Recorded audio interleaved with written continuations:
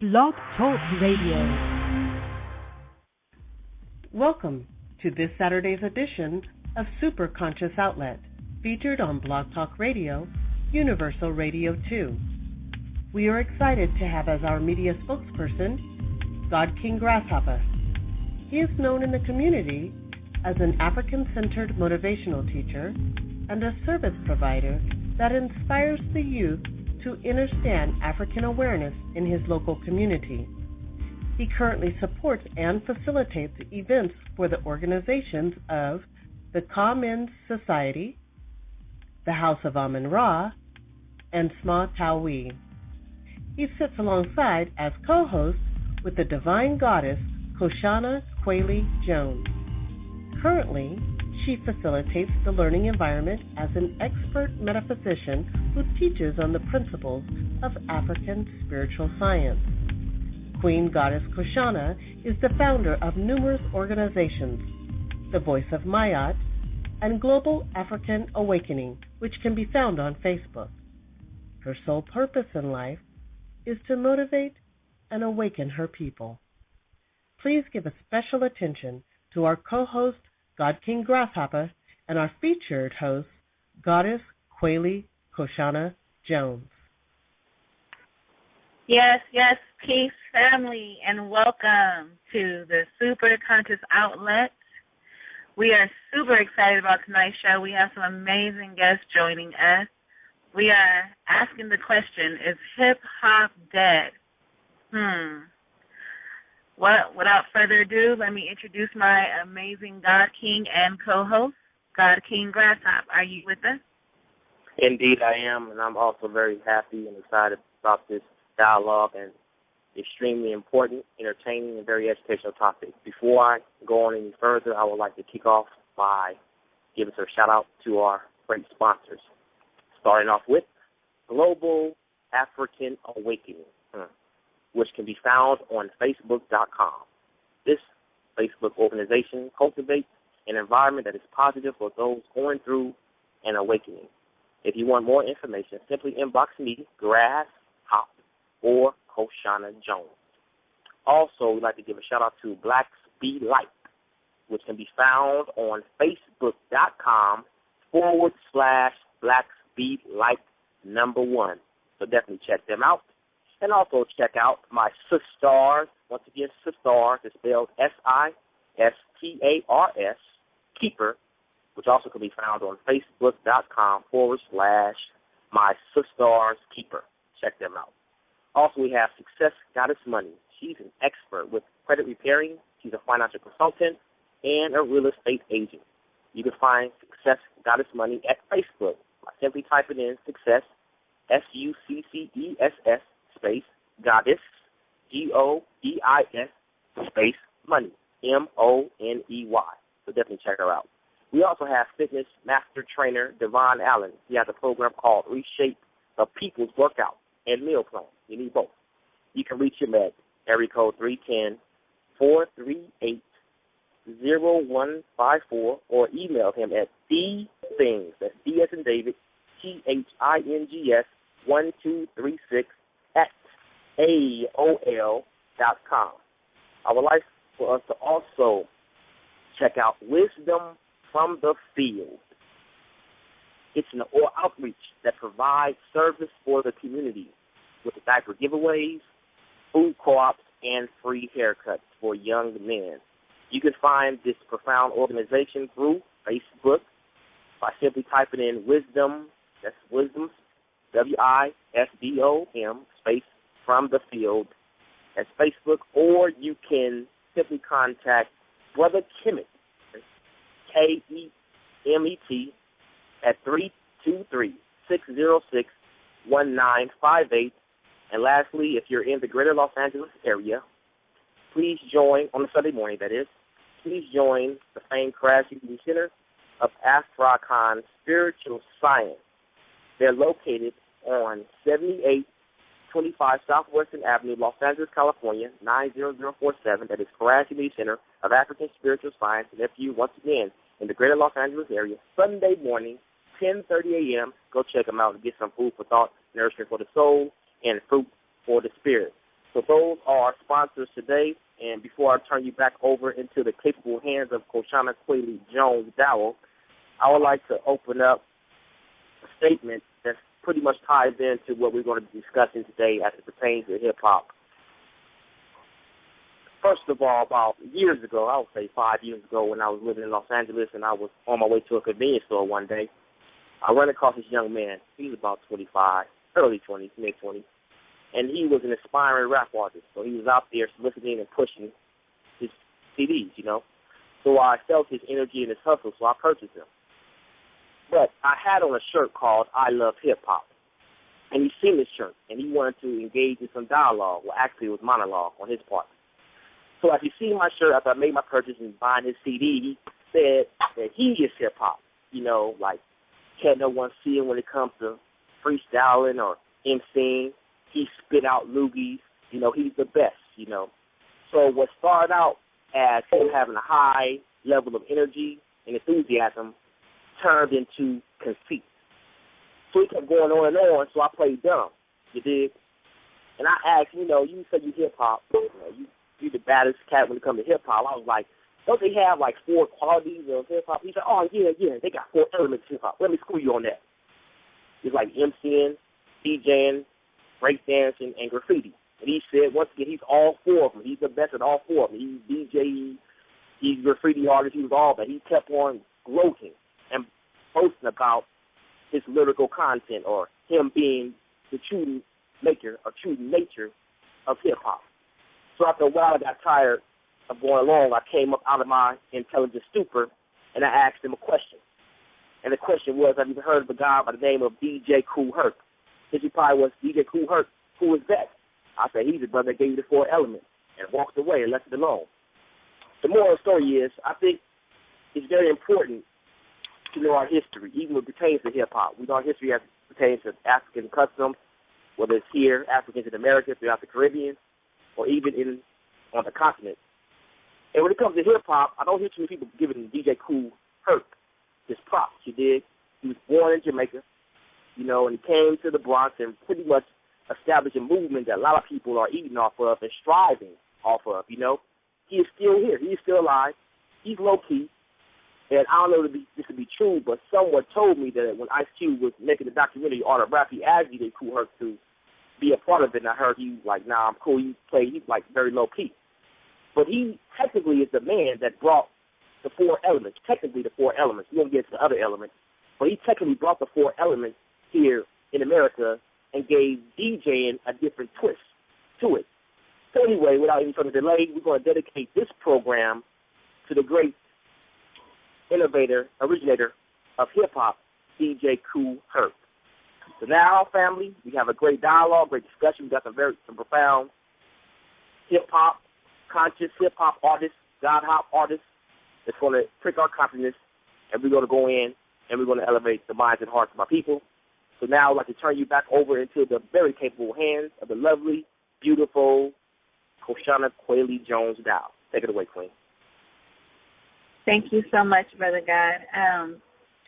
Before we even introduce our guests, because we do have some amazing guests joining us soon, I do want to talk a little bit about the science of music. You guys already know that I am super, super into the power of the mind, metaphysics, and how our thoughts, our words, what we focus on, create our reality. I recently read that a psychologist discovered that rhythmic sound not only coordinates the behavior of a people in a group. If you notice when you walk into a store, you see people, you know, there's music playing, everyone's bobbing their head in the same rhythm. That's one of the only times that our brain waves kind of sync up, they become synchronized. But it says it doesn't only coordinate the behavior of people in a group, but it also coordinates their thinking. The mental processes of the individual in the group, become synchronized. So we have to really understand the power of music and what it can do to our minds. And that's not the only thing about music. Music doesn't only tap into your brain circuits that control your emotion and your movement, but it actually controls the brain circuits of sensory perception. I mean, do you understand what that means? That means that our literal perception of the external world that enters into our mind through our eyes is affected by the rhythms we listen to. Just meditate on that for a minute and understand why certain people are using music to create and to control your reality. They understand the science behind music. Music programs the subconscious mind. So the music you listen to will become the life that you're creating. Isn't that deep, Top? I mean, I understood that it creates our emotions, you know, because you get a feeling off of music. We recognize that, but I didn't realize that it actually affects what we see in the external world. Absolutely, it does, you know, because music and sounds are two different things. You know, you can hear the wind, you know, you can hear something fall, and it might not really dictate your mood to an extent, you know. But music is euphonic vibration. Euphonic means appealing vibration that's harmonizing one's mood, whether it's positive or negative. And like you said, you know, the music itself, even without any lyrics being flowed or spit, along with the musical sound, the producing, the beat, and all those different intricacies, it can really dictate your mood, whether you're going to be happy, whether you're going to be sad, whether you're going to be angry, whether you're going to be at peace. That's why a lot of the great gurus who establish meditation, they normally use some music to dictate the mood. When someone's working out, when they're getting their drive on, trying to get swole up, you know, they have some music to give them that extra boost because it adds extra energy. Once again, that it's euphonic to one who is paying attention to the music that is being digested into one's, like you said, brain, whether it's cerebral, you know, different vortexes of the brain. So music is definitely important, and hip-hop is a very strong force when it pertains to music. The term in hip-hop is a use called open up. And like hip-hop is a way of life. We're going to get into this later on. But once you open up, positively open up to the many different essence that this world, nature has given, you'll be very versatile. You'll be very well-rounded when it comes to not just musical, when it comes to way of life. So as you said, hip-hop, music can definitely dictate one move, and you can use it as a way of life in business, economics, with your children, culturally, socially, politically, all those different essentials is very paramount when it comes to hip-hop as it pertains to the music aspect of hip-hop, because you know hip-hop is much more than just music. But you're absolutely on point. That's true. And I mean, even when you say that, think about how they play music in religious ceremonies, in churches. They play music when, you know, they play the battle drum when they're going to war. All of these things set a mood. They all set a certain consciousness, and then they synchronize our consciousness together. So if you want to set the mood, you know, with your man or with your goddess, you know, your queen or your king, you know, you put on the right song, and you start to vibe, and you guys are starting to think the same thoughts. You know, so that's deep. I mean, for anyone who's really into understanding how to create reality deliberately, that's deep. That's deep to tap into that power of music. But without any further ado, I do want to welcome our guest, who I recently came across some of their music, and it literally blew me away. I had to have them. They're a very powerful goddess and God king union. I salute them in all of their efforts. Their name is Cypher Divine, which they're a hip-hop ascension. What happened is Wise Mathematics and Sultra Divine formed Cypher Divine while stationed together in the military slightly over a decade ago in Honolulu. Their metaphysical hip-hop is influenced by sounds of Cape Verde, Portuguese ballads, reggae, trip-hop, Jamaican toasting from the late 60s, early 70s, classical music, sounds of nature, modern rock, and hip-hop. They're avant-garde singers avant-garde singers like Bjork, etc., and funkily interspersed with socio-political, positive, thought-provoking lyrics of multidimensional nature. Their music is designed to express love and healing with a danceable beat. To summarize in their own words, they are hip-hop alchemists, lyrical metaphysicists, and quantum dancers. So, family, let's send a warm welcome to our first guest, Cypher Divine. Cypher Divine, are you with us? Yes. Blessings. Thanks for having me. Blessings, sis. It's good to actually hear your voice. How are you guys this evening? We are wonderful. We're actually at a campsite with some youth getting ready to do a set here in an hour or so. So yeah, we're wonderful. Thank you for having us. Thank you for joining us. And is your God King with us? Yes, he's here too. Peace, Brother God. Peace, How are you? Peace. Thank you. So tell us a little bit how you guys came together, because you guys are a beautiful union. I love that feminine and masculine essence. I like to say we came together in the belly of the beast. We both somehow found ourselves in the military, in the Army, late in 99, 2000, and we were not particularly happy with the situation that was going on across the globe at the time. And so one of my things I did in the military was always, used to try to talk to people and build on a metaphysical, revolutionary point of view. And, actually I slid an essay under her door one day that talked about how the military was pretty much a modern-day version of the slave trade, and how the ranking system was a reflection of that type of mentality. And she was like, "Oh man, who's this guy walking around this military, and doing this thing?" And then we later hooked up in the studio session. She had walked in. I was doing my thing, doing the solo tip at the time, and we linked up from there and we decided to make music together. And so our relationship began with the music, really, and it blossomed from there. Wow, I love it. I see that you guys are truly a divine blessing. I completely feel your vibe even through your videos. Sis, let me ask you a question. Yes. Do you think hip-hop is dead? Do I think hip-hop is dead? Yes. I think hip-hop is immortal, infinite, ever-evolving, ever-growing, but certainly not dead. Yes. How about you, Brother Guy? What do you think? Do you think hip hop is dead? Oh, I think it's alive and well. It's bigger than it ever was. It's reaching more people than it ever has. It's gotten so big that there's so many different aspects of it and different subgenres that some people get lost in it.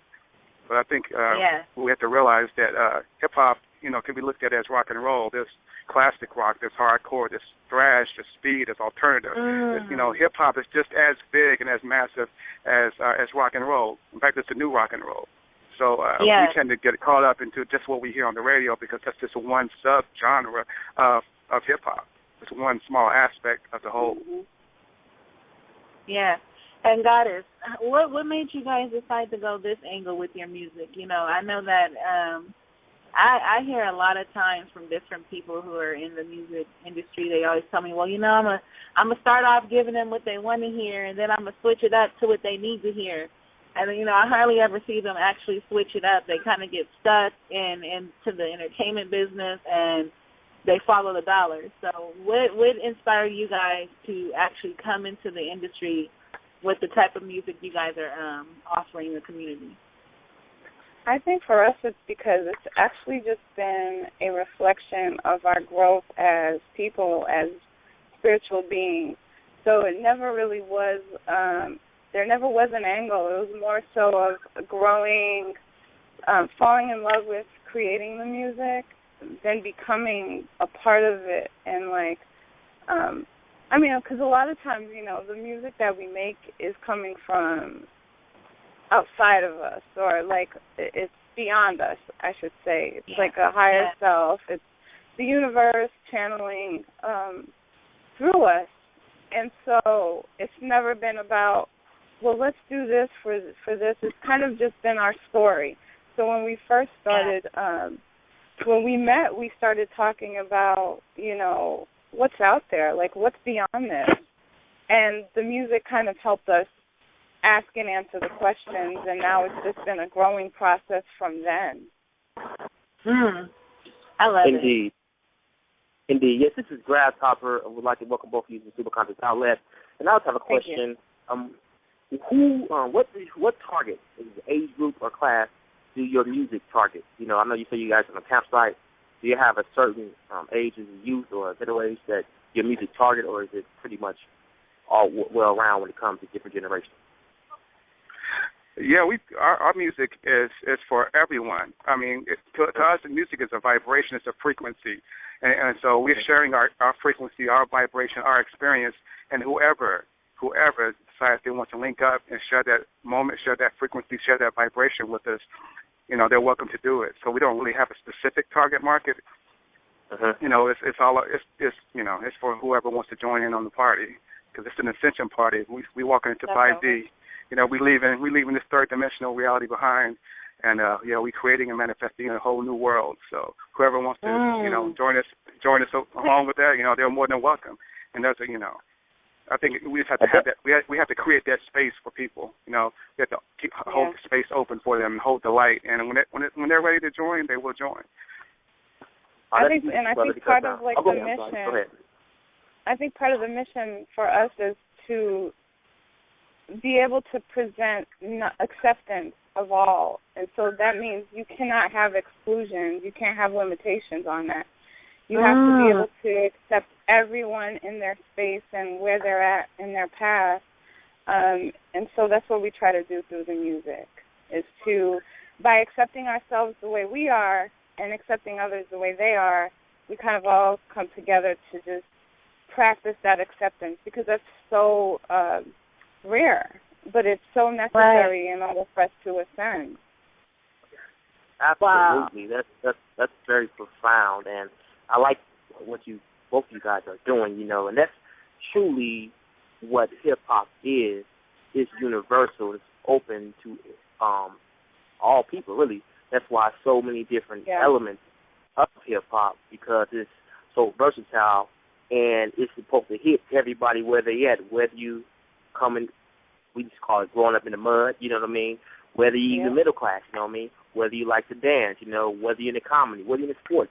Hip-hop pretty much touches on everything when you, like I was talking about, when you really touch on the true essence, the esoteric and the esoteric essence of hip-hop. It touches on everything from politics to social education, all the above. That's what makes hip-hop so powerful, probably the most powerful tool in the world, because it's so versatile. You can use hip-hop in any means as far as you reaching your highest performance in this physical expression of living. So double thumbs up to you both, and continued success. Very well said. Well, agreed, 100%. Well, without any further ado, family, I want to play one of your songs that caught my attention for our listeners. So let us play one of your amazing new songs off your Bliss album, I believe. Yes. Your new album, Bliss. Yes. Give me 1 second. We're gonna play the new one. I just listened to it recently, and I was like, oh yeah, that song right there is super hot. I love everything that you're speaking in that song. And this one is by Cypher Divine.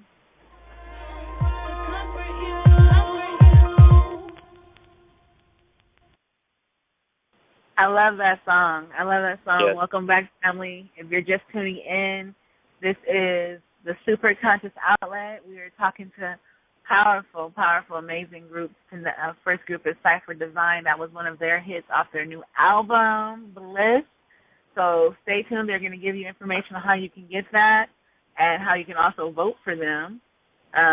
But yeah, you guys, what made you guys? What was the energy behind that song? What brought that song into being?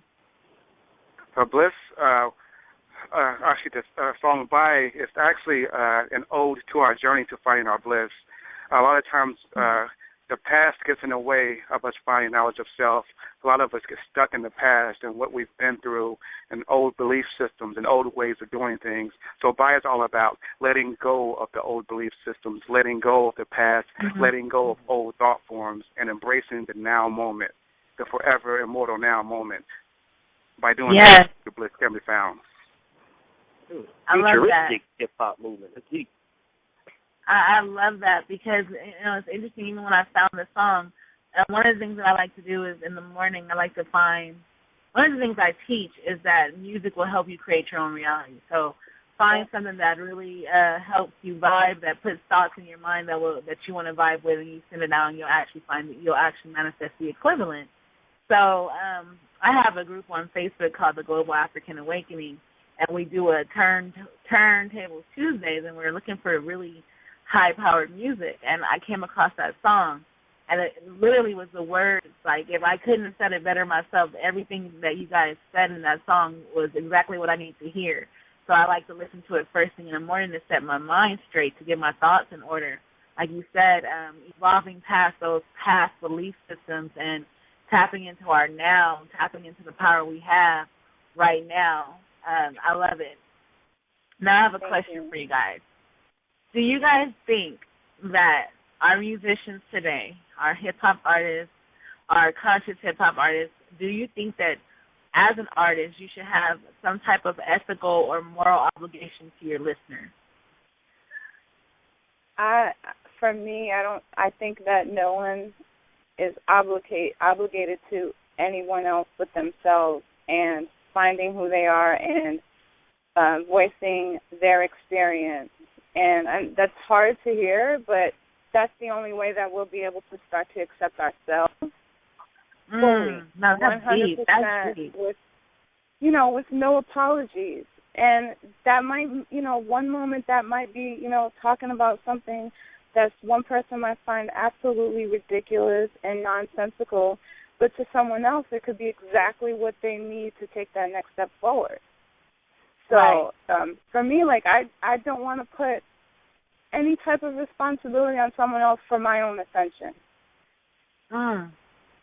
Powerful, Goddess. That is actually very profound, and that really it eliminates judgment. It helps you eliminate that vibration of judgment, and I love that. I can hear your growth so much. I can see that you're in a very high place spiritually. To be in a place where it's a path. It's a work in progress, but we can't make hip hop become another religion, whether it's conscious or not conscious labeled. But then when you start putting rules on people and saying this person has to sound like this person has to speak on this, you're also putting that artist in a box, and that's unfair to that artist, because how can they grow and evolve if you're telling them that this is what they need to sound like?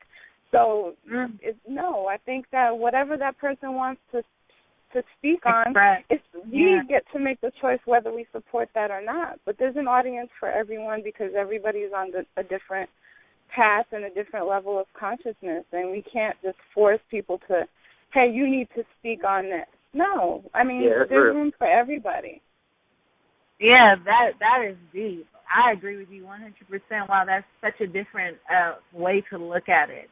And it's really looking at it from your higher self perspective, freeing everyone from limitations and allowing a person to express themselves based on where they are at that time in their life, and I agree with you 100% because you never know what the listener needs to hear. And I mean, for me, as I've evolved, my music has changed, but there were certain songs back in the day that got me through a lot of hard times. And they weren't necessarily the songs I would play right now, but they were the songs that fit the vibration that I was in at that time in my life. So I agree with that 100%. Did you want to say anything about that, Brother Guy? Oh, of course, I agree 100%. I think that removing judgment from the conscious hip-hop movement is very essential, because it could come to a point where the conscious hip-hop movement can be looked at negatively if too much judgment is involved. We need to be the most accepting. We need to be the most embracing group of people in order for it to grow, in order for consciousness to spread across all domains of hip-hop.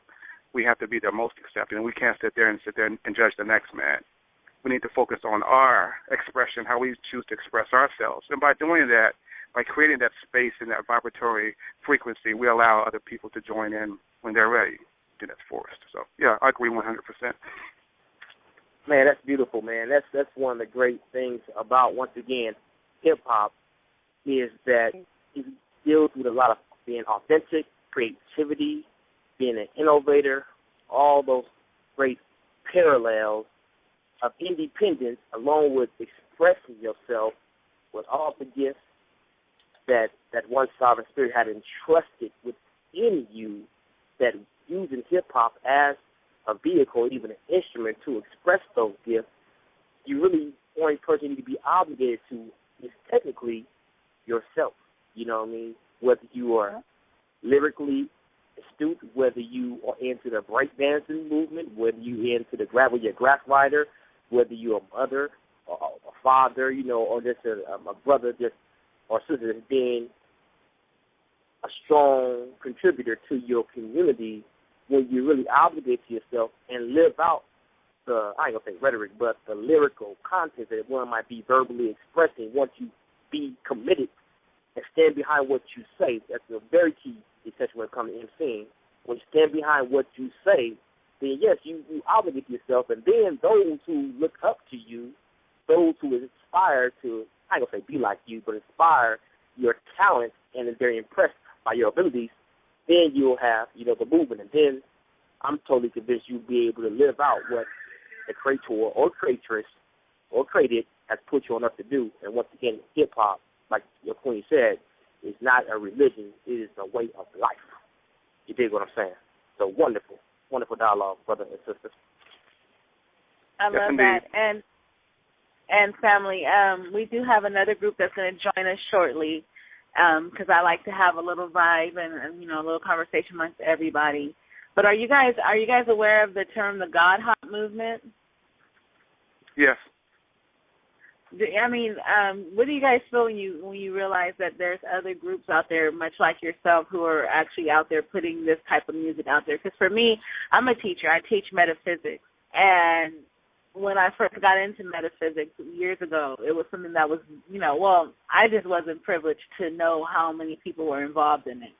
And it's exciting to me today to see that so many people are coming into this higher consciousness.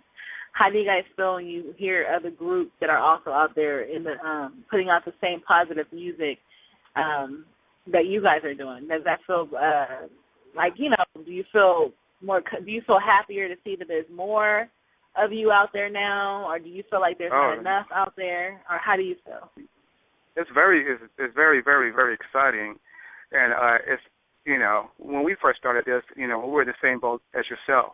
We felt alone in this journey when we stepped into metaphysics, and it seemed like, you know, that there was no one else, there was no audience, you know, and right. That's another perspective that we have is we felt like we had no audience.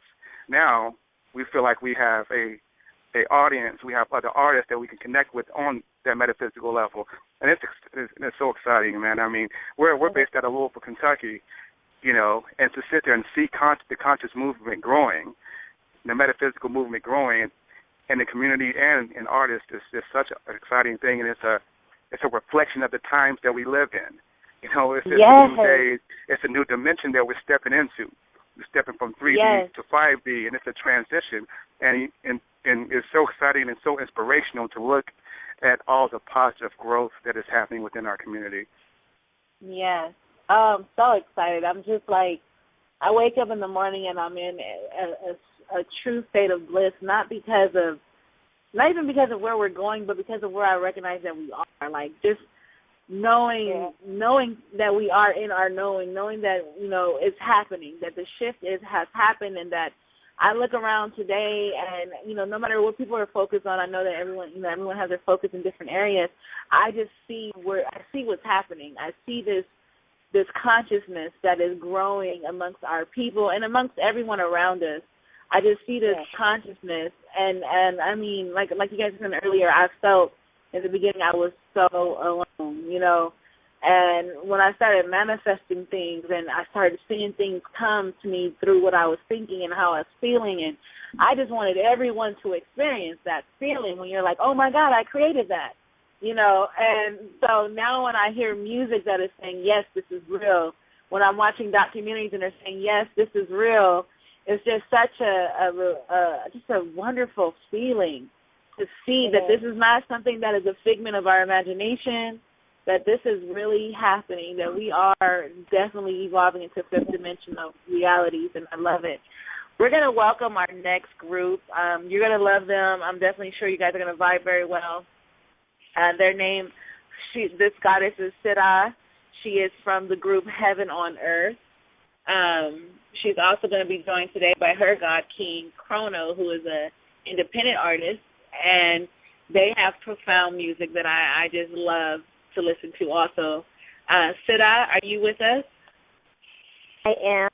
Peace, Goddess. Welcome to Super Conscious Outlet. We are actually joined today by another amazing group, Cypher Divine. Let me introduce you to Cypher Divine. This is Sida, the Herb Alchemist. Divine greetings, family. Peace, peace, peace. Peace. So, Sida, we have been dialoguing, and I've asked a few questions. I want to hear your opinion on a few of them also. The first thing I wanted to know is, do you think hip-hop is dead? Of course not. Elaborate on that for me, sis. Well, how is hip-hop dead when we have groups like Cypher Divine and the God Hop Movement and Heaven on Earth and Prince Chrono? In the field of health, I tell my clients that if you have one living cell in your body, then your whole body can receive whole life and whole health again. And so that concept over to hip-hop, all we need is the divine and sacred few. And once we multiply, as you spoke a little while ago, how there are different movements and different sects of hip-hop, conscious hip-hop that are, about. So as we multiply, and even more so as we unite, we can definitely bring hip-hop further than it's ever been. So, no, it's not dead. I love that. And the second question I asked, and they gave a very profound answer that even helped eliminate any judgment I had on my part, but I would like to also hear your thoughts on it. Do you feel like musicians today should have some type of moral or ethical obligation to their listeners? I believe that there's room for all things to exist, and that's it's important for all things to exist because it allows for the divine parallel to exist. Like, for instance, how would you know someone was rich if you've never seen someone that was poor? Or how would you know that something is beautiful if you've never seen something ugly? How would you know something's sweet if you've never tasted something that was sour?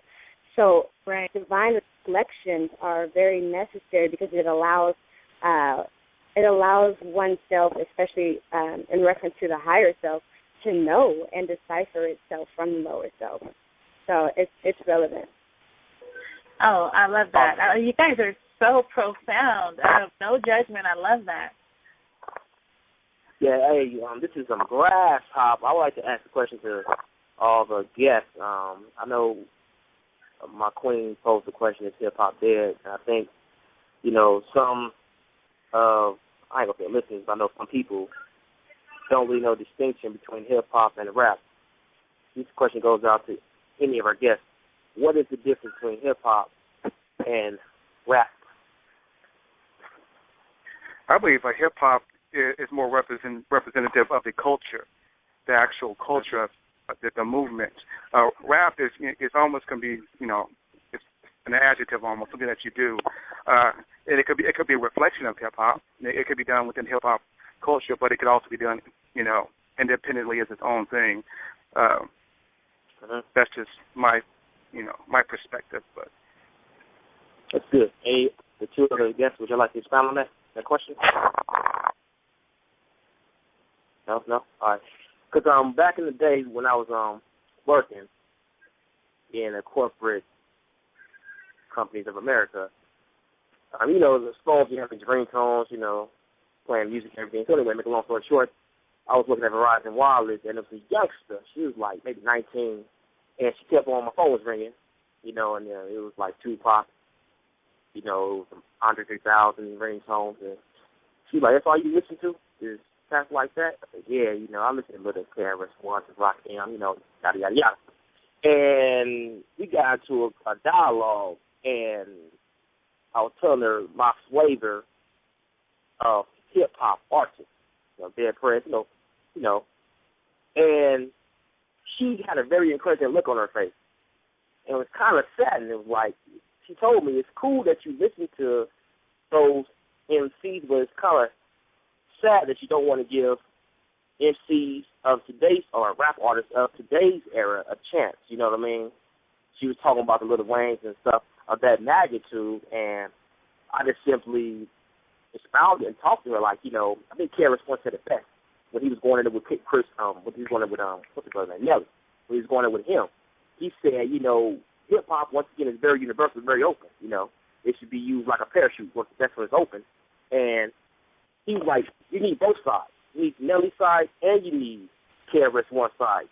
You just can't have Nelly. You just can't have KRS One. You need both. And that's all I'm telling us. You know, right now the mainstream or commercialization of hip hop is pretty much portraying and pushing out the, I ain't gonna say downtrodden, but a different side, different code of hip hop, and really alleviating, and even some matters, ostracizing the other aspects of hip hop. Asking about it gave us knowledge aspect. So what do y'all think about that one? What do y'all think about some of those who live in the Matrix, who feel like conscious rappers or MC artists, pretty much the first group expounded on it, feel when we're not giving the modern day hip hop a chance, you know what I mean? It's all not that bad, you know what I mean? It's not that bad. What do y'all think about that? Right. I would like to be able to elaborate on that. In fact, just piggybacking off of Coy Lee's question and dealing with the moral aspect of hip-hop and what have you, that's the only thing. There is room for all. However, the quote-unquote powers that be aren't letting all to shine equally. And what you see more at the forefront is the demoralizing aspect of hip-hop, and that's why I don't think things are fair, and there's definitely a need to be a change so that the youth can have options. You know, you can go and you can be like a hoe. You know, you can sell your pussy or do this or do that, or you can be a classy queen. You know what I mean? So they have choices. You know, and that's all there is to it, and that's a large part of what Heaven on Earth is about, just bringing the balance of the feminine within hip-hop. And we have a saying of looking forward to the death of prostitution rap, you know, and that's just dealing with the female aspect of hip-hop. So yeah, there definitely needs to be a balancing act while there is room for both sides to demonstrate. Right. Indeed. I want to say, though, you know, if we're looking at like the radio, which pretty much is kind of like a not really relevant. I mean, because they just play whatever they're paid to play anyway. The beauty of the internet and the digital age is that there is so much out there that, honestly, I don't even focus on what's on the radio for the most part, because you can find amazing music online, and there's amazing young artists that are up and coming that are doing amazing things, and some of them are mainstream. I mean, we can't negate the fact that there are some coming through that are doing, that are making good music. Right. Yeah, I agree. You do have your Janelle Monáes, you do have various artists. At the same time, they aren't giving as strong of a backing as the degenerative artists, and that's more so the issue. What's being more promoted to the masses, and you're right, it is shifting gradually, but what has been more promoted over the past decade or more has been the more degenerative rap. And so we are seeing the balance occur as artists are recognizing that they don't need the label, you know, behind them, that they can be independent. Nevertheless, it is, you do still have to seek and search. And, you know, you can't find those artists who put Ladybug Mecca on your Pandora or Lauryn Hill on your Pandora. You're going to hear different artists, you know, that you haven't heard are speaking a message. But you have to know those artists to be able to even find the rest, you know. And what I'm in dealing with the youth and speaking to them about hip-hop and underground and these different things, they just don't know where to look, you know, because they are going to go to the televisions. They are going to go to the radios first to find the music. And I can even say for myself, growing up, I was so happy when Kanye came on the scene, because my soul was searching for that type of vibe. You know what I mean? And so right. he linked me to Talib. You know, Talib linked me to others. And so it began to unfold, and it began to give me the awareness that there was more music that vibrated to what my soul was desiring. You know, so yeah, you're right though, sister. I love that. Yeah, go ahead, brother. Go ahead. Yeah, I just want to chime in real quick in regards to that. I think when you're dealing with the mainstream, you have to realize that we're dealing with a corporate structure that has done the same thing for the last 50 to 100 years as far as popular culture. They've created popular culture in a certain way. And I don't think it's anything necessarily based on hip-hop or rap itself. It's just how they do business. You know what I mean? So if rock was still big, or if it was rockabilly or whatever, they would still ostracize it and still use it in a way that kept people in a very dense vibration, whether it was sex, violence, whatever they thought would keep people in that reptilian brain or that R complex brain. That's the real agenda, I think, when dealing with the mainstream. We're dealing with that corporate structure, but it's crumbling as we speak. You know what I mean? Like, we are starting to learn how to market ourselves and learn how to compete on a grassroots level. And that will be the end all of this corporate structure, I believe. And I think we're at the way short. Go ahead, sis.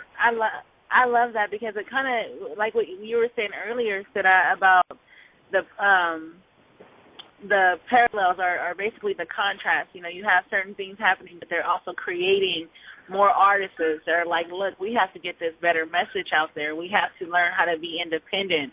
You know, so all of this is happening on one end, and it seems so extreme, but it's actually helping to encourage a whole nother movement in music. Is creating more artists who are ready to represent the truth.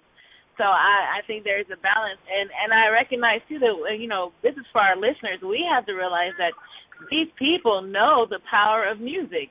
They understand when hip hop, started off. Hip hop was very uplifting. It was very culturally based, and when gangster rap and all of these other things became popular, so did a lot of things changed in our community to match that. And so they understood. People recognized, well, wow, this music is actually having a major impact on people's behaviors. And like I read earlier, scientifically, it is literally changing the way you even see your world. It's not just affecting your mood, but it affects your visual perception. That is deep. When you recognize that something could change the way you actually see the world, But without any further ado, I'd like to play a cut from our goddess Sida from the group Heaven on Earth. Hi, Archie.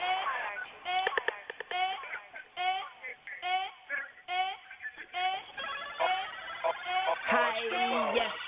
Yes, I'm from the third son. Oh, I think I'm Jimi Hendrix with the elixir. Not either, not Jesus, not Peter. I'm chrono respect, hydrated like he sweat. Vampires, you can eat. MJ, I'm gon' beat it. My third eye sees everything from bright hours to the bull. Push that Ricky from my hands, and yeah, I'm on some cool. I got that new gin to make my dollars come. You wish you had that to make my goddess come. Okay, now arm cuffs and black boots. My swag tight, my swag new. Got the force to give you acts, right? I'm that nice, I'm healing you. I'm from the cosmos. Y'all goblins gotta go. I flew through. Strong as what? You now enter cat school. Babies holding wishes. I grant them, check the wish list. Team Genie saving autumn cause the gates is closing. Get this in the matrix and they face it. They are controlled and brain sick. KNC is here to teach them before they end up brainless. My silent swag is ethereal. Something that you've been waiting for. My presence is magical.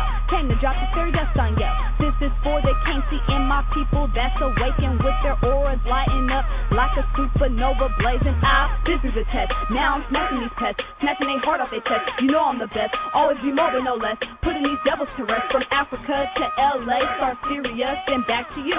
All the conscious forms you. Black guys rocking them. Arm cuffs and black boots. Arm cuffs and black boots and a nice lip. Snap twist. All that, cause gold rules. Arm cuffs and black boots. Arm cuffs and black boots and a nice hip. Snap twist. All that, cause gold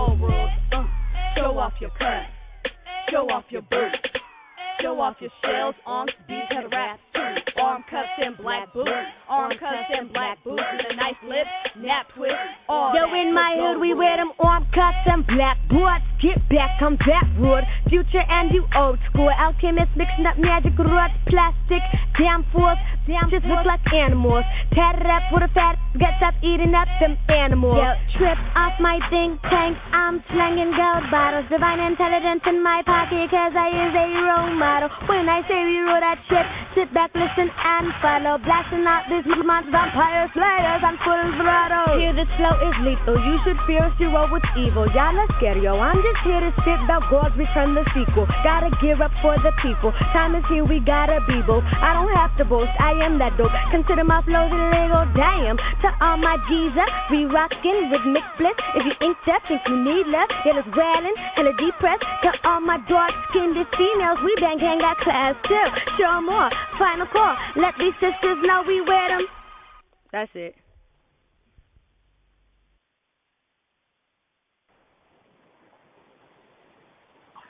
I love that. I love that. I love that. That song is one of my favorites, as you know, Sida. Welcome back, family, to the Super Conscious Outlet. If you are just tuning in, we are speaking with Cypher Divine and Heaven on Earth, and also Prince Chrono. Prince Chrono, I haven't even heard you speak. Welcome to the show, Brother God. Oh, hold on 1 second.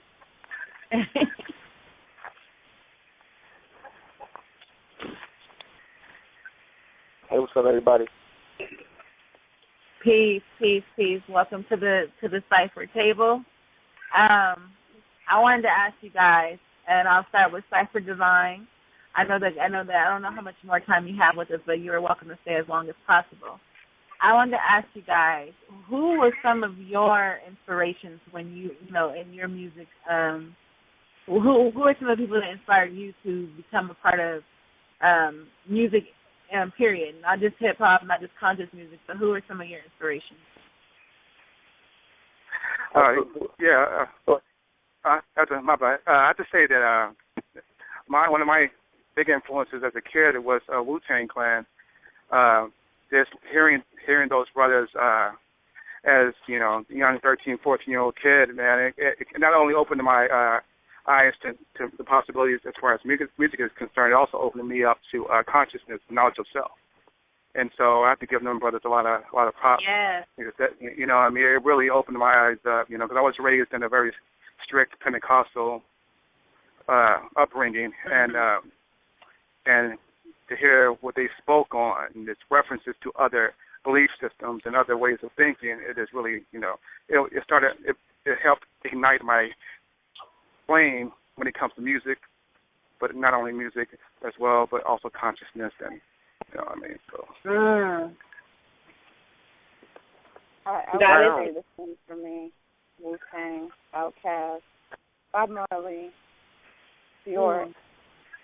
For me, Bjork was like a big connection because she and Sade, but they're just like such strong, just deep feminine presences that just kind of just get, you know, just express themselves in such abstract ways that it helped me to open myself up to do the same. I think I would have to. Hey, Zafira. I was going to say my influences include Lady Becca, of course, she's one of my favorites. Lauryn Hill, also Michelle Ndegeocello, who's more like a neo-soul singer. She actually started the neo-soul movement, actually. And then also a sister out of Florida, she's actually from Bristol, by the name of Soulflower Amen, is really the person who put that fire to my butt and said, hey, we need more goddesses in this thing, you know, because before hip-hop I was really just into poetry largely, which, you know, hip-hop is poetry. But she helped me to make that transition. So, yeah. Of course, Pac as well, and Kanye. Kanye for me as well. Oh, wow. You know, one of my favorite artists, and I know that she's changed, so I still love her, was Erykah Badu. And for me, it's so crazy now because, like I said, we recognize how music has an influence on you. years ago, before I had any idea of Kemet, I had any idea what an ankh was, locks or anything like that. I used to listen to Erykah Badu, and not realizing that was becoming programmed inside of me. It was just something I liked. I just liked the way it sounded. I gravitated towards it. And I remember, just slowly but surely starting to wear wraps on my hair, but still not, because at that time I wasn't aware of the power of music. So I was wearing wraps on my hair, and I remember someone told me, "Oh, you're neo soul," and I didn't even know what neo soul was. I had no idea of what any of that was. So I'm like, I'm neo soul, okay, And so then over time, and now when I go back and I listen to her songs from the past, and I'm like, wow, that was actually the beginning of my awakening. That was the beginning of my spirit starting to hear something that I could identify with on a higher level, and I wasn't even aware of it. So I think that's remarkable. I think it's remarkable when you recognize the influence that music has on you, and, like I said, I wasn't even aware of it. But, family, let's take a little break. It'll be 5 minutes. Let's go out with some of our Cypher Divine songs. Let's take a little break. Let's bump a little Cypher Divine.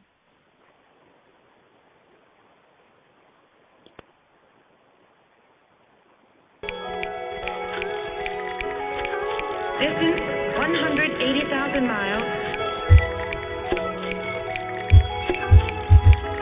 Angle of trajectory alpha 24 degrees. Seems almost a message coming from space.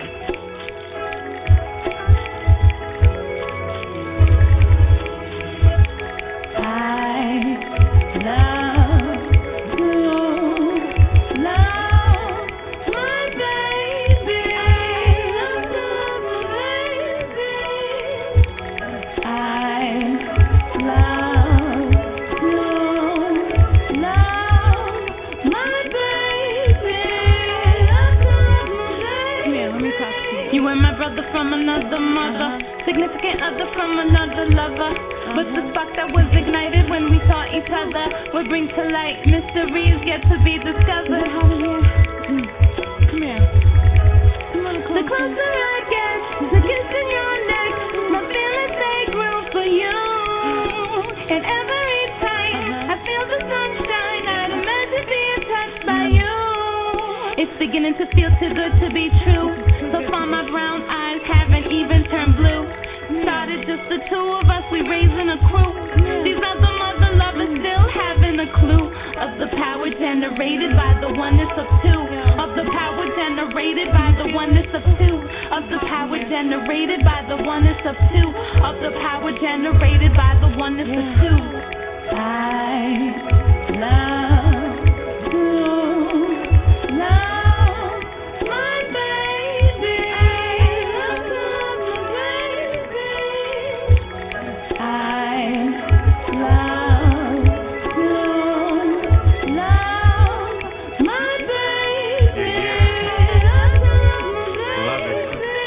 Your love is magical, call it hocus pocus. 10,000 petals, you're my black lotus. Past life hypnosis, gotta regain focus. Visualize the moment, honey dipped atonement. No arguments, no Mary Povich. Black love is our shining moment. Sugar water rowing, and my boat is floating. Triple black ocean, figure 8 motion. Fresh fruit and wine, that's our fuck potion.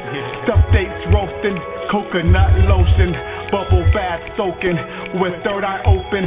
Spoke to your spirit, now your soul is scoping. And your girlfriend's hoping that we don't work out, so she can scream and shout what these niggas ain't about. Let's take another round. We speak silently without using our mouths. Escape society by moving quietly. Return of the ninja, twin flame avenger, who returned to earth to assist the ascenders. The mind forgets, but the heart remembers. Love is timeless, so in the now I rhyme this. Love is timeless, so in the now I rhyme this. Love is timeless, so in the now I rhyme this.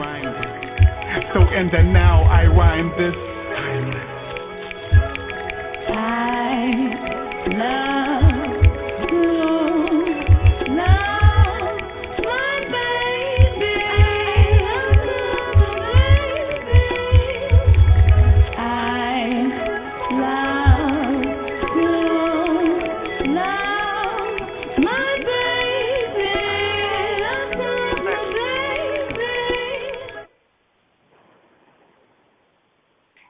Peace, family. Welcome back to the Super Conscious Outlet. That was another hit from the Goddess and God King Cypher Divine. Family, are you guys all with us? Yeah, I'm still here. Peace. My God King Grasshopper stepped away for a minute. We are proud parents of a newborn daughter, so we are also taking care of her. Yeah. So he's playing daddy, mommy right now. He's taking care of her at the same time. But so before we went on break, Grasshopper, I did ask a question that I want to also pose to you. Who is one of your major influences growing up or even now in the hip hop game? Oh, okay. My influence in the hip hop game. Well, it's pretty obvious. Tupac Amaru Shakur. I didn't know nothing about the Black Panther Party. Didn't know nothing about Huey P. Newton until Tupac pretty much brought it into my life. So he was a major influence.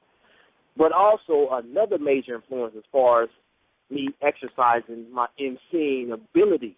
I'm talking about being a griot. Is the likes of a Khalid Muhammad, Kwame Ture, Malcolm X, because if you really study the true essence of emceeing,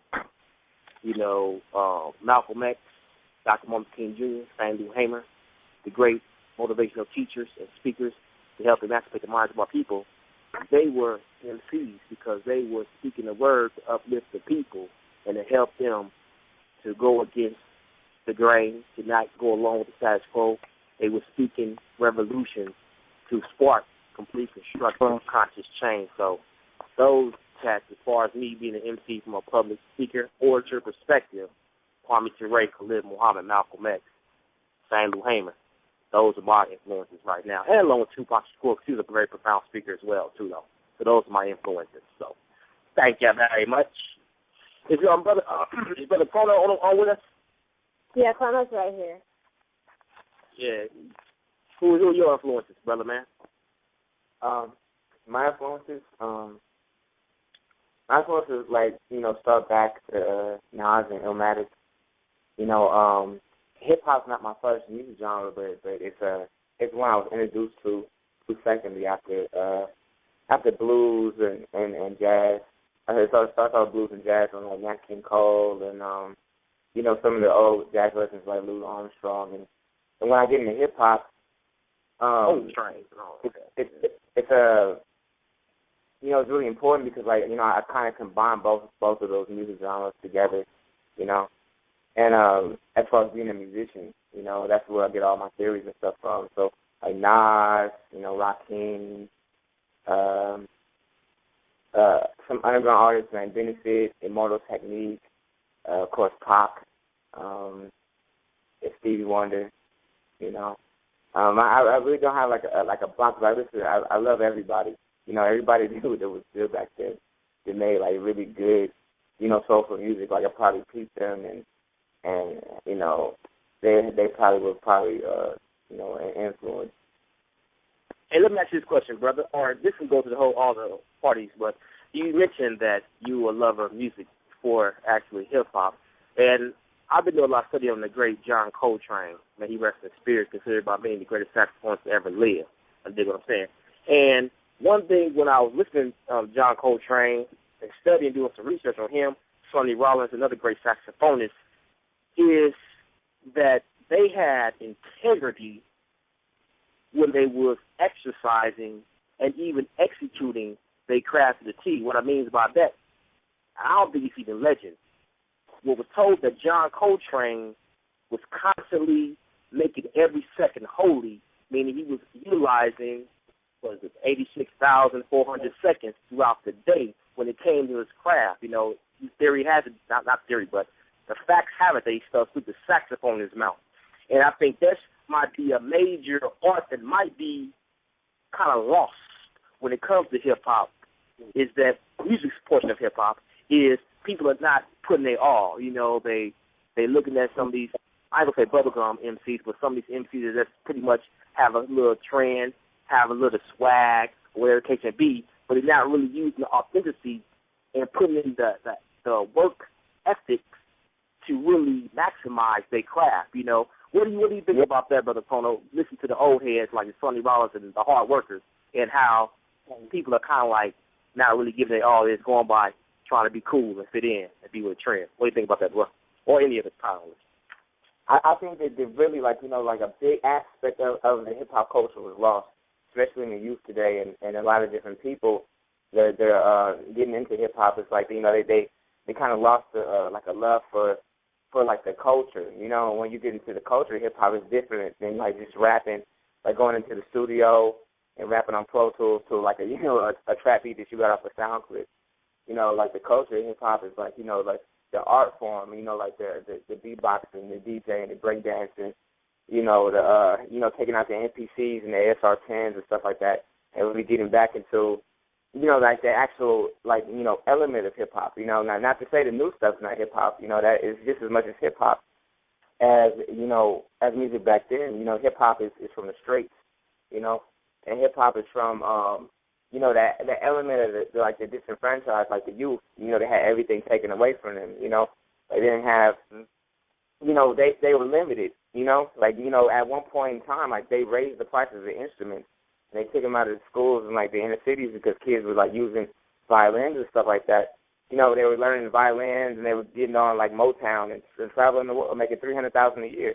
So they're like, okay, well, like, well, these kids, they're making too much money. This is against our best interest. Okay, we have to take the instruments away. So they cut a lot of music programs and stuff like that, and that's where hip-hop, it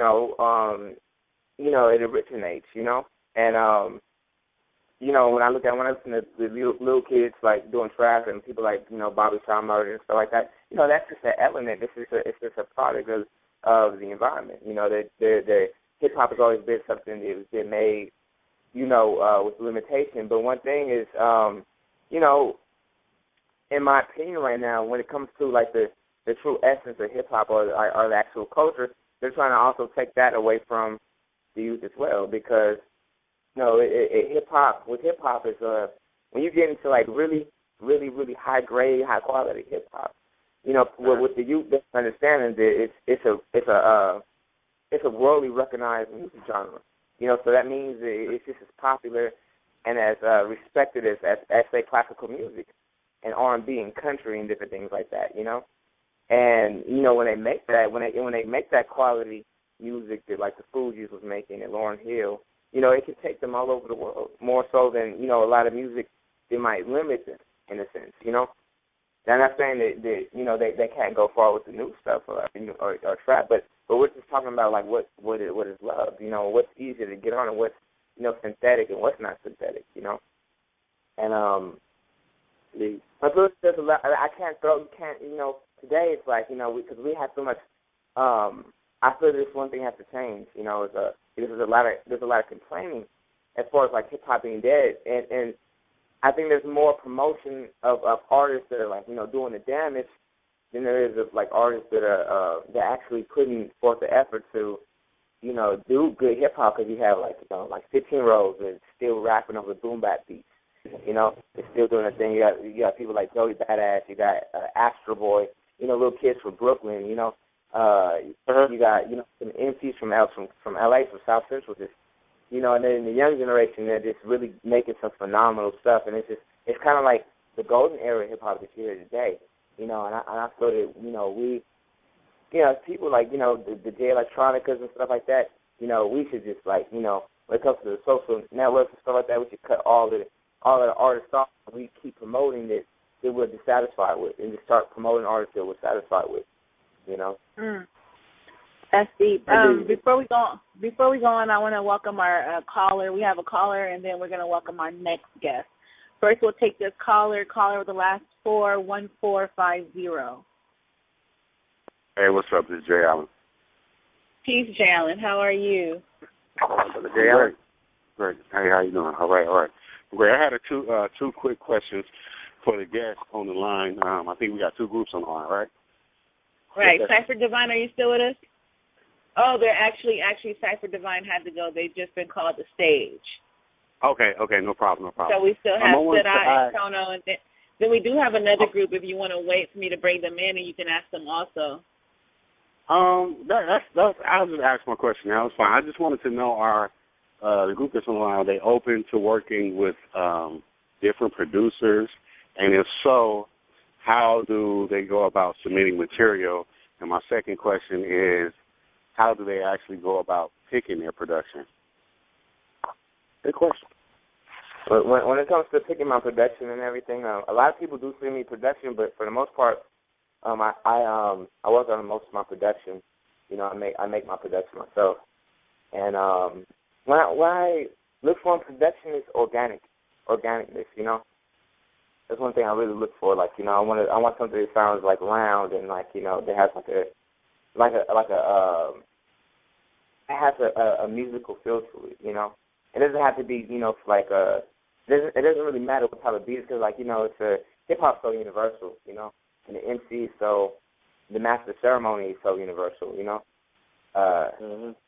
Being able to rock over, like, you know, any type of electronic beat, because that's what the MC is about. You know, you got to be able to rock over a trap beat. You got to be able to rock over something that's like a DJ Premier beat, Pete Rock or somebody, you know, a Timberland beat. Right. You know, it's a hip hop is so much a universal genre. You know, it's the only genre on the planet where you can combine any music genre to it and it just sounds good. You know, you can play anything in between hip hop. So, you know, I like bass lines. I like warmness. You know, I like warmth. I like and I also like things. I like things to sound gangster too. Like things that just hit hard. You know. Okay. Right. Let me ask you a question. What, if you don't mind me asking, what are some of the tools you actually use yourself as a producer for as far as doing your production? The tools I use myself, I like a lot of outboard gear. I like a lot of moves. Okay. Sports. You know, I have the Phantom X8. I like some, you know, a lot of the 80 synthesizers, like the ASR10. I like the MP2000. You know, things like that. I like the Neves. I like to have the Neves preamp. I like to run sounds through that. You know, as far as computer programs are concerned, computer programs are so, you know, vital and important in this day, you know, if you are making music, you know, because like some people be like, well, that's not real music, it was made on the computer. And it's like, you know, they've been using computers to make music. Like all the Tony Braxton albums, the Sade albums, they've been using computers since the 80s, you know. So I don't advise that people listen to people like that. But you know what? I'm sorry. Logic, Pro Tools. I like you know, Sonar. There's a whole host of different programs, and they all kind of do the same thing. You know what? I think that because I used to produce music as well, and I think that a lot of times, like, since you're a producer, you know what I'm talking about.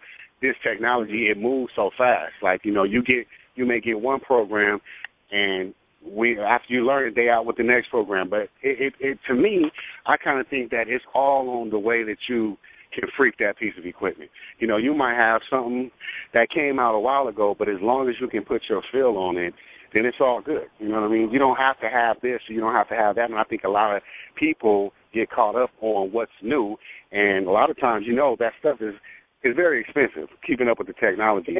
And so a lot of times you have somebody that might buy a piece of equipment or a piece of software, and they struggle trying to even operate it. So I think it's just all about how you can work with what you got. You feel what I'm saying?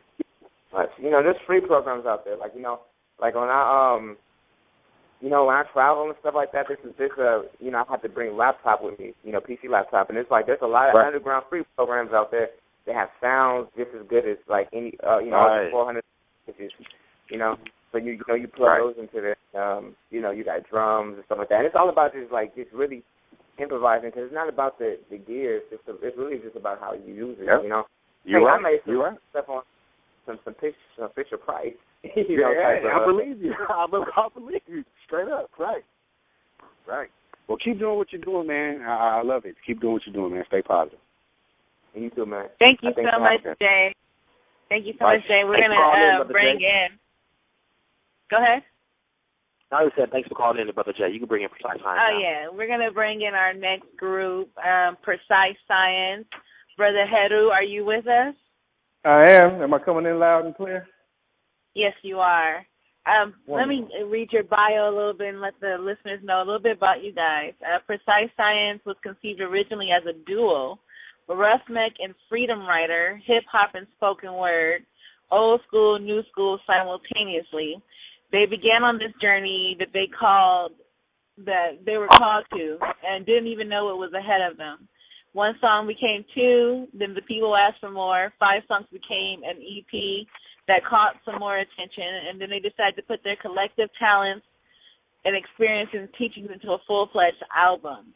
Originally focused only for the conscious community because they didn't think that a large population could digest and enjoy their sound message. But the response has been almost overwhelmingly supportive and positive. So welcome, family, to Precise Science. Peace. It's an honor to be here. How's everybody? Black Magnificent, brother. How about yourself? Excellent, excellent. Just wrapping up the Black August Film Fest we just did here at Morgan State University. Oh, sounds nice.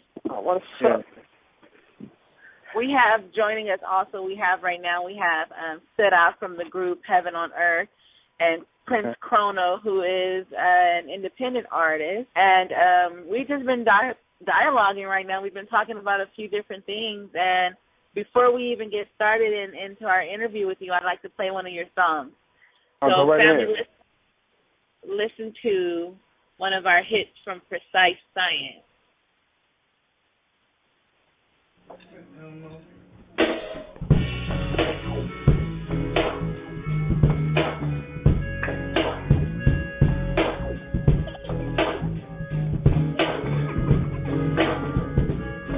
When was the first time you knew you was God? You knew you was God. You knew you was God.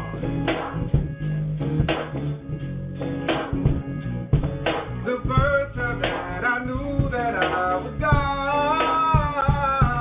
First time that I knew I was God. The first time that I knew that I was God. First time. My first eye perceives everything different now. Remember, I need Stephen Biko can write the style. I see the danger now, so I flow accordingly. These haters and provocateurs still recording me. See, I questioned everything as a young voice. After proper observation, you make proper choice. Started my golf course when I first read Urugu. Saying closer back to self, nothing left to do. Used to be comfy in this makes they call life. Gotta apply what I know, get my vibration right. Before I knew I had 9 chakras to line up. I made the honor roll, but couldn't get my mind up. It's all by design, they could never teach the youth. They don't go back far enough, the force of journey truth. So I am living proof, Kundalini elevate. I'm cool, I'm in them like the mouth resuscitate. Forevermore I'm awake, I made a diet check. With teachings of Ptahotep, I will resurrect. The ancestors is using me to speak to y'all. And when I hit the booth for the first time, I knew I was God. The first time that I knew that I was God. First time that I knew I was God. The first time that I knew that I was God. First time. Master the language of masters at age 3. Deciphering melodies on keys that spoke to me. God and goddess, they wrote to me. In the language of symbology, African prodigy, are you following me? But why did they lie to me? My father served in their wars to come home to these shores and be buried in a military funeral. They spent 21 bullets and rifles in. My family standing around trifling, crying eyeballs, and I'm presented with a ceremonial 2-dimensional pyramid. Soldiers saying, this is your flag, son. I'm 4 years old. And I tell them, that ain't my flag. My flag is red, black, and green. The look in his eye, I now know you saw the God in me. But with no rites or passes, the void is massive. Becoming God is a process, not an event. Been since the womb of the divine, inclined to believe I was conceived to retrieve the mind of the righteous scribes and tribes left behind. Manifested and tested, revealed through the signs. You are God, act accordingly.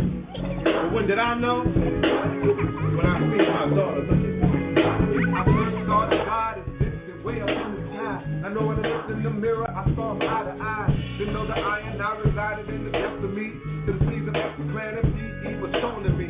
I started drilling with brothers and sisters every day. The Clark, Dan, and Browner all paved the way. y'all, I meditated. And when I spoke, the knowledge naturally radiated. From the pineal solar plexus to DNA, I see in high def color, others see in gray. The message has become clearer. It used to be hard, but when I look in the mirror now, I know I see God. The first time that I knew that I was God. First time that I knew I was God. The first time that I knew that I was God. First time. First time. The first time that I knew that I was God. First time that I knew I was God. The first time that I knew that I was God. First time. First time. First time that I knew I was God. First time that I knew I was God. First time that I knew I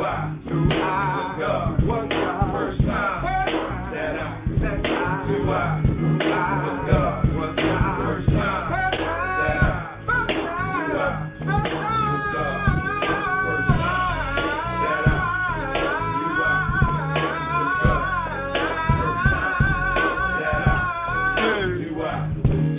God. First time that I First time that I knew I was God. First time that I knew I was God. First time that I knew I was God. First time that I knew I. This is how come the Native American people get together and chant and dance when they need it to rain. You see, we have that power. We just don't tap into the God self because we don't think the self is God. All that is in here. It's in the God self. The first time that I knew that I was God. Powerful. Let me ask you, Brother Heru, what Yes. inspired that song? Wow. Ironically enough, one of you was hosting the show from the West Coast, right? Yes. Yeah. One of our trips to L.A., we were with the brother Energy Osar over at the House of Anu. And right. it I was was very familiar with him. Yes, it was being around that brother and the conversations that we were engaging in with the folks that were passing through that sparked that. And we actually first recorded that in his little studio right there in the back of the House of Anu. And that's the remix that you're listening to right now. But that's where the concept came from. That's where the melody came from. That's where we were inspired when we made. I think it was maybe our second or third trip out west. But we were always greeted well with love. Rough Mike is out there right now. I was trying to get him to call in. I don't know if he's preparing for a performance right now. But yeah, just talking to the guys and the goddesses out there in the city of angels. That's what sparked that. Wow. Yeah, that's a powerful song. That's a very powerful song. Let me ask you a question, too, while you're with us. Prince Chrono and Sid, are you guys still with us? Yeah, we're here. Okay, cool. I'm going to ask you the same question I asked our other guests before you joined. Do you feel that musicians today should have some type of moral or ethical obligation to their listeners? Absolutely. The job of artists are to not only report what the state of the world is now, but also to project the best of what society can and should be. Once we get in touch with our culture, who we are as a people, as much as we can identify, get rid of the things that we have inherited from being in this land, from being acculturated, being culturally aggressed upon, we can get to know what art was. When we look at African art, be it from the West Coast, be it from the South, be it from the Nile Valley, it was always about the best of us. It's about upliftment. It's about the artist is the conduit of the divine to bring things into reality that may not currently exist, but definitely need to. Powerful. I like that. And another question I wanted to ask you also: who are some of the influences in your life that influenced you to get into the music industry? To this day, I don't know how I ended up in the music industry, so to speak. You know, we call it what you just heard. We call that hip hop and spoken soul. You know, we got the traditional MC.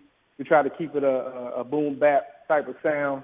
We got me with the spoken word. We had the brother Kai Ba that was singing right there on that particular song. And, you know, who I grew up listening to, oddly enough, are now friends of mine, like Public Enemy. You heard Professor Griff. That was him at the end of that song. X-Clan, Brother Jay is a dear friend. You know, cats like Tribe Called Quest, and not to mention, you know, the contemporaries that I grew up listening to while Mama was cleaning the house. You know, Stevie Wonder, Angela Bofield, you know, all the greats.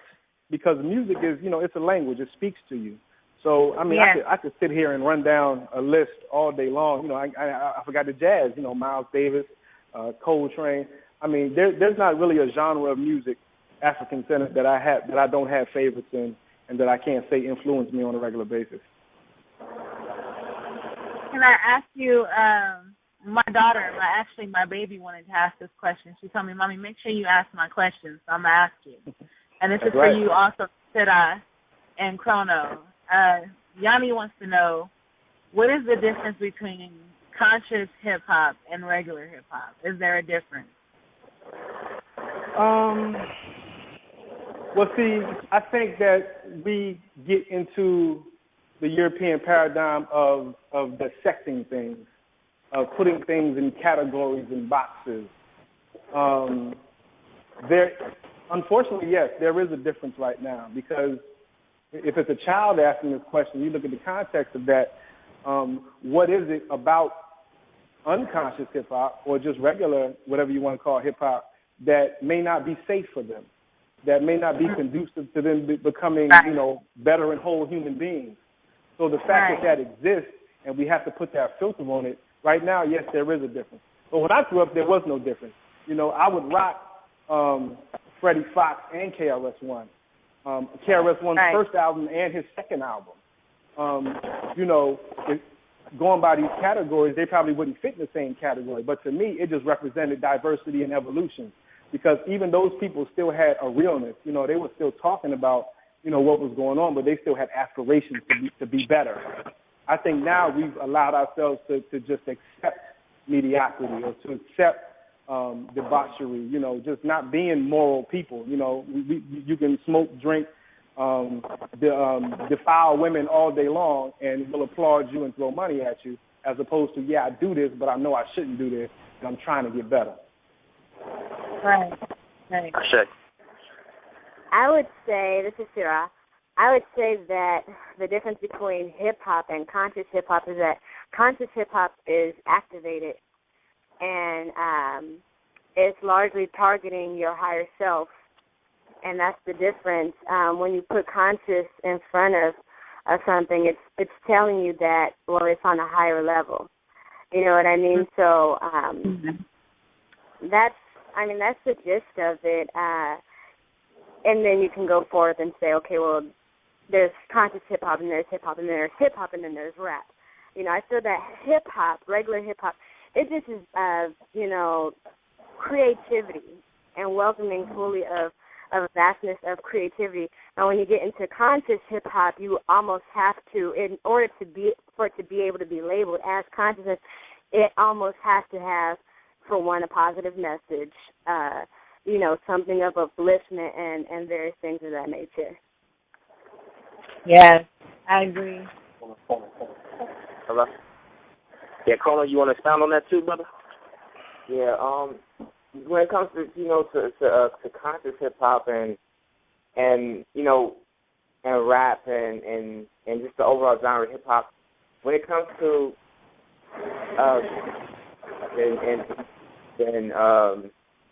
and different artists, you know, I don't necessarily see a full total separation, you know, because you know, some of your most prominent conscious artists, you know, You know, they have the ability to be versatile. You know, you have some artists like, you know, they'll be conscious, but then they kind of make their art form like you know how like a gospel artist would, and then they'll feel like, okay, well, if I make a song about you know what happened when I went around the corner to get something to eat or something in my life that I see every single day, that's like kind of like against the rules and the morals of it, and then it gets too imbalanced, you know, it gets too far away from reality, you know.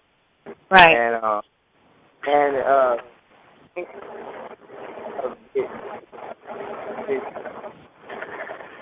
When conscious music, I think where maybe a lot of artists might go wrong when they're doing conscious music is by labeling their music as conscious music, you know. And as a total gimmick or a marketing plan for what they do, they're using like themselves. You feel me? Like yourself is so great in your inner spiritual self. You know, your outer spiritual self and your inner physical self and your outer physical self. You know, right. I don't think that's like really seen as important these days. I think that like a lot of I think marketing plans really just ruin hip hop. You know, overall, any marketing plan, you know, ruins like it kind of degrades like the whole entire.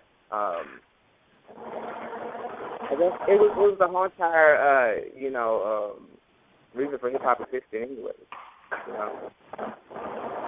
Now, Heru. Yeah.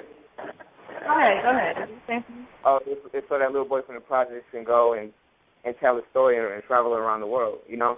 And before it was just really a marketing plan, you know. There wasn't like, oh, well, like I'm gonna sell you to this box. You know, you had artists.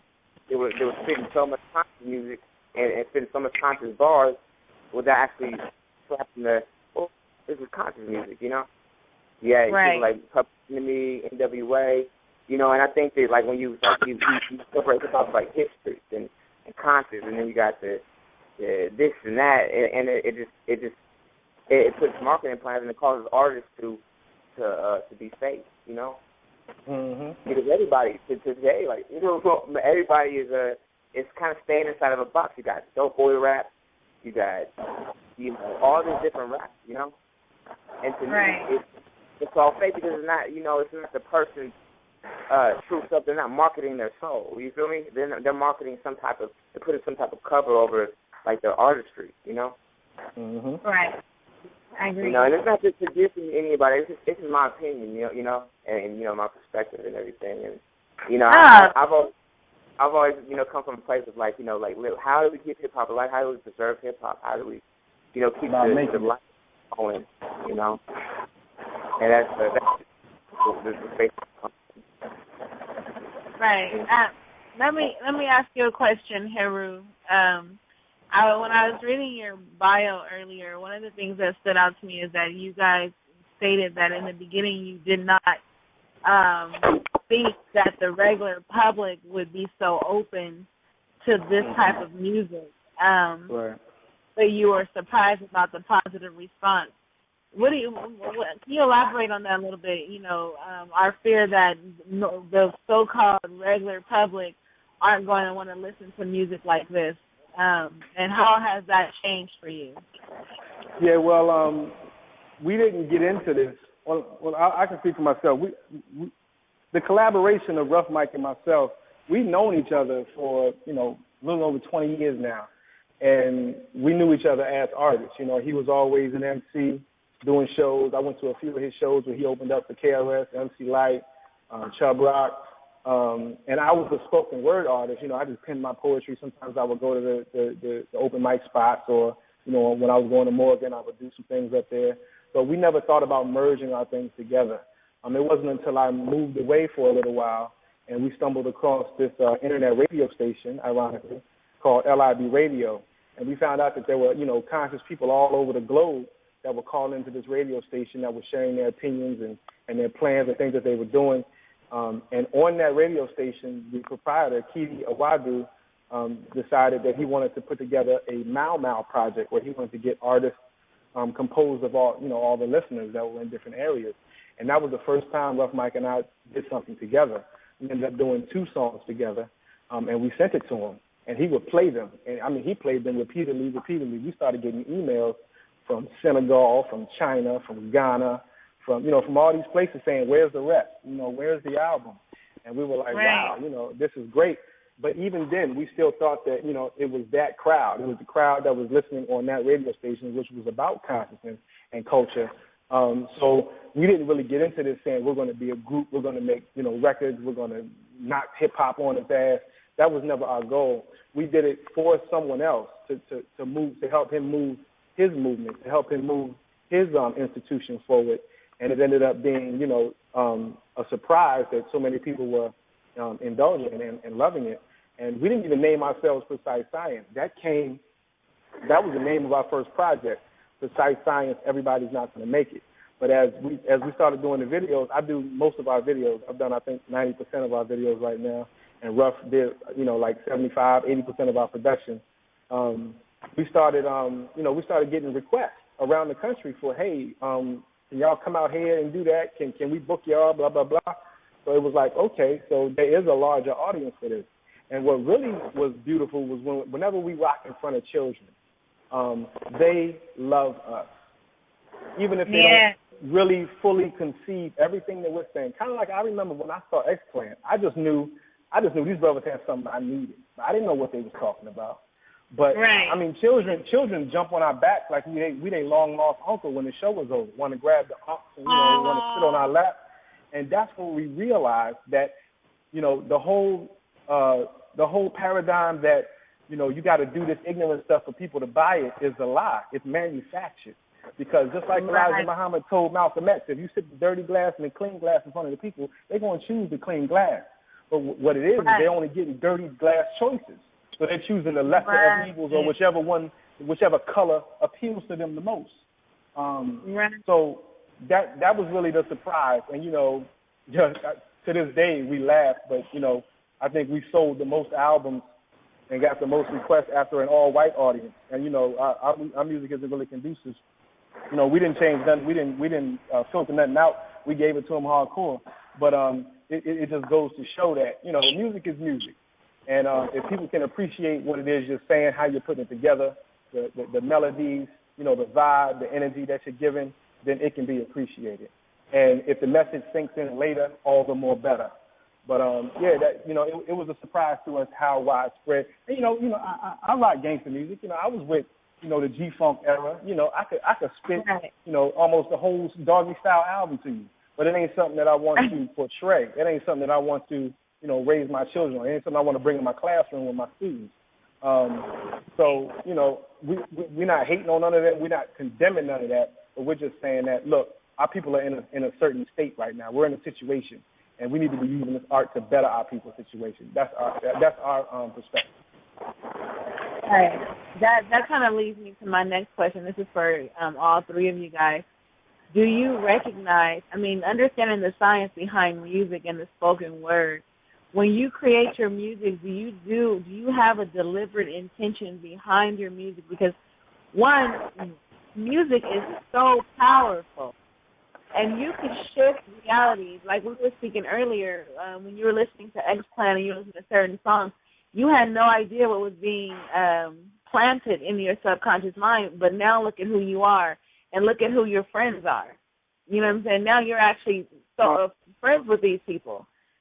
Same for me. Like I said, when I first heard Erykah Badu and I was seeing the Ankh and I was seeing the hair wraps and the natural hair and all that, I had no idea of what Kemet was. I didn't know what an Ankh was or anything. And here I am so many years later, and that's what I teach on, So those seeds were planted. When you guys make your music, do you have a deliberate intention in mind? Yes, definitely. I think that is, you got to have some sort of a blueprint. And for me, and this is something that Prince Chrono had taught me. He's my hip-hop mentor about his knowledge, that when you are when you're rhyming, you're spelling, right? Right. spelling is a spelling. Yep. And so I have a line that says, I'm spelling through the violins, and now this spell is going viral, stopping all the violence. And so the intention of that, I'm letting you know that this is going into your mind, and I'm letting you know the intentions of it going into your mind. And I also am letting you know that's on the high side. You know, so that's where it becomes, you know, questionable of whether, you know, you're going to quote-unquote judge another artist over their morality when it comes to their music, because it definitely is going into the mind and creating a reality thereafter. As so man thinketh, so he. And so if you're putting something into a man's, man, he and she, into a man's mind, you're literally getting into their, the movement behind their actions. And so you have to be mindful, obviously, because what comes around goes back around, and what you put out definitely comes back to you. So for me personally, I try to remain on the positive tip, you feel me, because I feel that is where you can influence the world in a greater reality, especially when we're in an imbalanced existence where the lower side has been the one in reigning. So yeah, definitely gotta have an intention, and mine is more on the positive tip. And what do you think, Precise Science? We definitely. I mean, we sit down and conceptualize what it is that we want to address. You know, if as opposed to, like, you know, when these things pop off, we do not want to be reactionary. But when some of these incidents pop off and get our people real hyped, we figure we try to get to the root of the problem. We say, okay, so how can we address that? Or how can we address an aspect of that? No matter what culture you're talking about, I think most all of them agree that in the beginning was the Word. You know, the power of creation is in the tongue. So we are speaking things into existence. I'm always reminded of KRS's line in the MC. And as an MC, you will study verbal magic. Watch what you say because you'll attract it. Control your subconscious magnet from pulling in havoc. Biggie said he was ready to die. You know, these are all existences that can manifest. Right. I mean, and you're talking about, if you add in the element of you have this word, this paradigm, this concept that's being played on the airwaves, you know, 20, 30, 40 times a day, you are manifesting some kind of reality. Yes. And, you know, the powers that be know this. So we have to be as deliberate, if not more so, in protecting ourselves and reversing these trends. That's so true. And you touched on something, too. I was watching Tupac. What is that documentary, Angel? What is it called? Doug Angel. And I don't know if any, you know, when you're deep into the science, you catch everything. So I don't know if everybody paid attention to it, but one of the things he says is, I was not living this life until I started to rap about it. Mm-hmm. He said literally the day that his album dropped, he was sitting in jail, had never been arrested a day in his life. Yeah, I think the quote was, I never had a record until I made a record. Right, exactly. and when I hear that, you know, just to grab the attention of the youth, I try to use that as an example for them to see how the science really works. You know, he literally expressed it right there that I created this with my words. Right. I created this. So it's really important to everyone who's listening, it's really important that we start to be deliberate about the type of music we're listening to. You know, a lot of us are caught up into the beat. Oh, well, that rhythm sounds good. Well, that rhythm is hypnotizing you. You know, I really like that beat. And I was reading earlier before you joined the show, I just discovered that psychologists are discovering that music not only taps into the brain circuits that control emotion and movement, but it actually controls your sensory perception, that our perception of the external world actually changes based on the rhythms we are listening to. Yep. And they get into the science of the 4/4 versus the 6/8. You know, how, you know, because the first beat is the heartbeat. You know, all the drums are mimicking the heartbeat. So what these things are doing, is they're resyncopating the time of your heart. And your heart, in ancient Kemet, the heart is the mind. You know, the brain got put in the Canopic jar. The heart was put on the scale and determines your fate. So if we're talking about, you know, beats, we're talking about the heart, and the heart is really the center. You know, you can have all these organs fail on you, but the heart stops, you're done. I lost my point. I was going to say something else. But, yeah, what you're saying is precise in terms of these beats controlling our perception. You know, the music is really just the capsule. The words are the actual vitamin or the poison that's in the capsule. You know, the music is the lubricant. The real insertion is the words and you know, what those bloom into, the seeds that they plant. Like you said, you know, Erykah Badu, those seeds are being planted. And, you know, that's what culture is. You know, I'm hesitant to call hip-hop a culture because it still has a whole lot of European in it in terms of Western ways. Maybe it's a subculture, but you know, culture is supposed to teach you all of that. It's supposed to teach you who you are, where you go, where you don't go, what you eat, what you don't eat. Culture is everything. So the music that we listen to is acculturating us to something. And like you said, it all depends on what that intent is behind it. Ashe. Goddess Siddha, we're going to play another one of your hits real quick, and then we're going to play some more Precise Science before we bring the show to a closure. That's that Free Black America by Prince Chrono. By Chrono. So Free Black America. So Goddess Z was our engineer, who's our amazing DJ tonight. We give thanks to her. We want to play Free Black America by Chrono.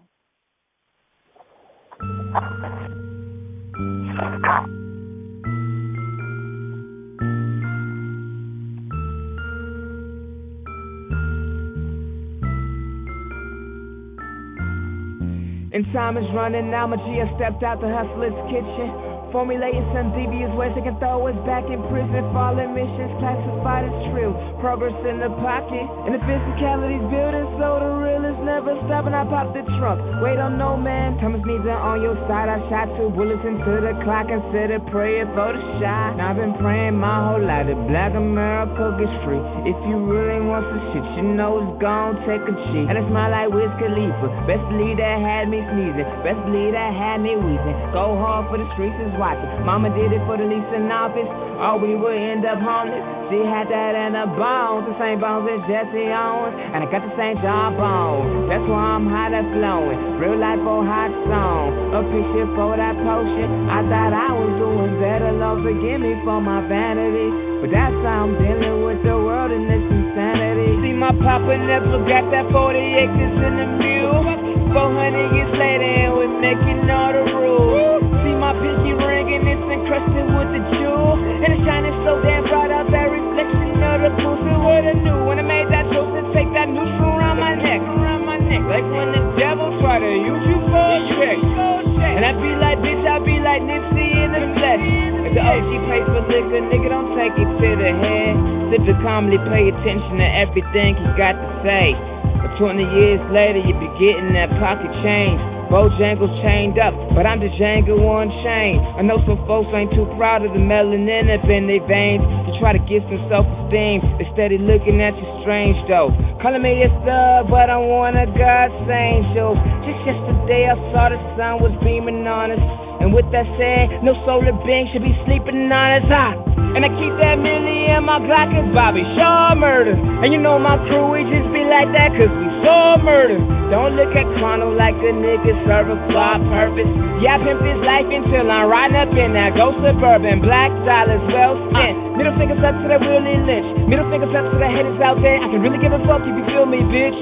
They put that crack into my city till it had a stench. He told a story to the world and now he's nigga rich. Nigga rich. I came from the bottom and thrown in the ditch. They try to blame rapping on black and black crime, but I know that the police is doing this shit. I put my hands up, they still jumping the clip. I know on my heart it's the color of skin. I know on my heart that we gotta get right as a people or else they may do it again. Don't even try to judge the shoes that all my brothers in. Some put them gators in the pool and they just try to swim. I understand all of the pressures of that man.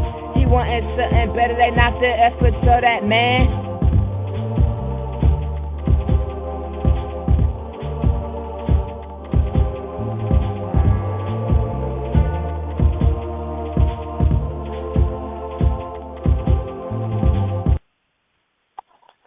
Wow. Chrono, are you with us? Yeah, I'm right here.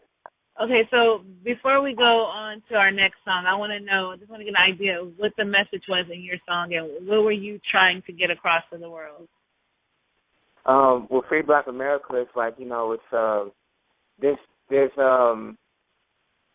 with the recent situation that went on in Ferguson and the STL, it just once again shows that, like, that to a great aspect, like, Black America is still under some type of, invisible bondage, and there's just, there's some type of invisible attack, on us, like collectively and systematically, and that's what really inspired the song, because, like, there's sometimes when I look at the world and, I see, like, lots of maturity, and then I look at the world and I see, like, kind of like a invisible black and white, Jim Crow 0.0, and I'm a victim of police brutality, and so, like, when the situation happened, I just wanted to make a song, like saying just, like we really have to look at things, there's forces that keep, they keep messing with us, and leave us alone. You feel me? And that's the whole message. The whole message is just leave me the F alone. And that Free Black America song, Right. Well, salute to you expressing yourself freely. Next song we're gonna play another Precise Science song. This song is something that I picked. It's All I Want Is You. I really like the message in the song. And once we play it, then I want you to kind of go in deep on what it's about and what it represented. All right. Let's play that All I Want Is You by Precise Science.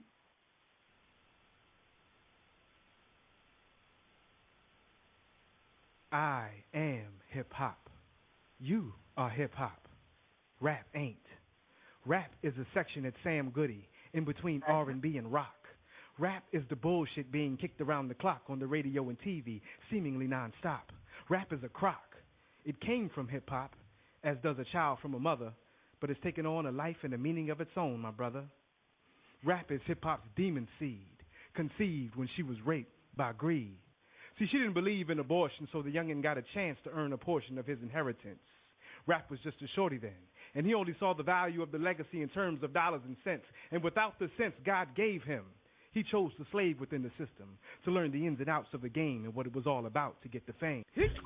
Excuse me, flows just grow through me, like trees to branches, cliffs to avalanches. It's the praying mantis, deep like the mind of Farrakhan, a motherfucking rap phenomenon. Plus, he thought moms were stupid for letting all them fat cats abuse her and her music. So he decided he was going to flip the script all the way around and show the industry how to really get down. So he signed on the dotted line, surrendering his soul to the corporate devil in exchange for exposure on a whole nother level. Rap is hip-hop's demon seed, conceived when she was raped by greed. The devil told him what to rhyme about, line by line, no doubt, for rap to get the airplay and the clout. Rap thought, all I need is the ears. It really don't matter what the people need to hear. We should be smart enough to steer clear of the crap that's been plaguing us since way, way back. This is a big payback. What he didn't know was that his plan was whack. Rap is like a setup, a lot of games, a lot of suckers with colorful names. I'm so-and-so, I'm this, I'm that, but they all just... He had begun to doubt all of Mom's accomplishments and how they came about. He forgot about his roots and reduced them to the trees on his Timberland boots. He traded the art of bombing trains for the hobby of glamorizing hoes and the passion of live performances for some whack-ass crotch-grabbing shows. He traded in Mom's struggle for a double shot of Courvoisier. That's that yak. Worse than that, he traded the originality of the scratch for a recycled act on a remix track that was a Motown #1 21 years back. He traded in battling for respect by spitting on your back for killing peers to control corners that pump the most crack. He chose to wade in the shallow waters instead of treading the deep, traded consciousness for sleep. Somehow the rap game reminds me of the crack game. Used to sport valleys and gazelles with black frames. Now I'm into fat chain, sex and text, fly new chicks and new kicks, heinies and bets. You see, rap is short for rape, which is just another word for take.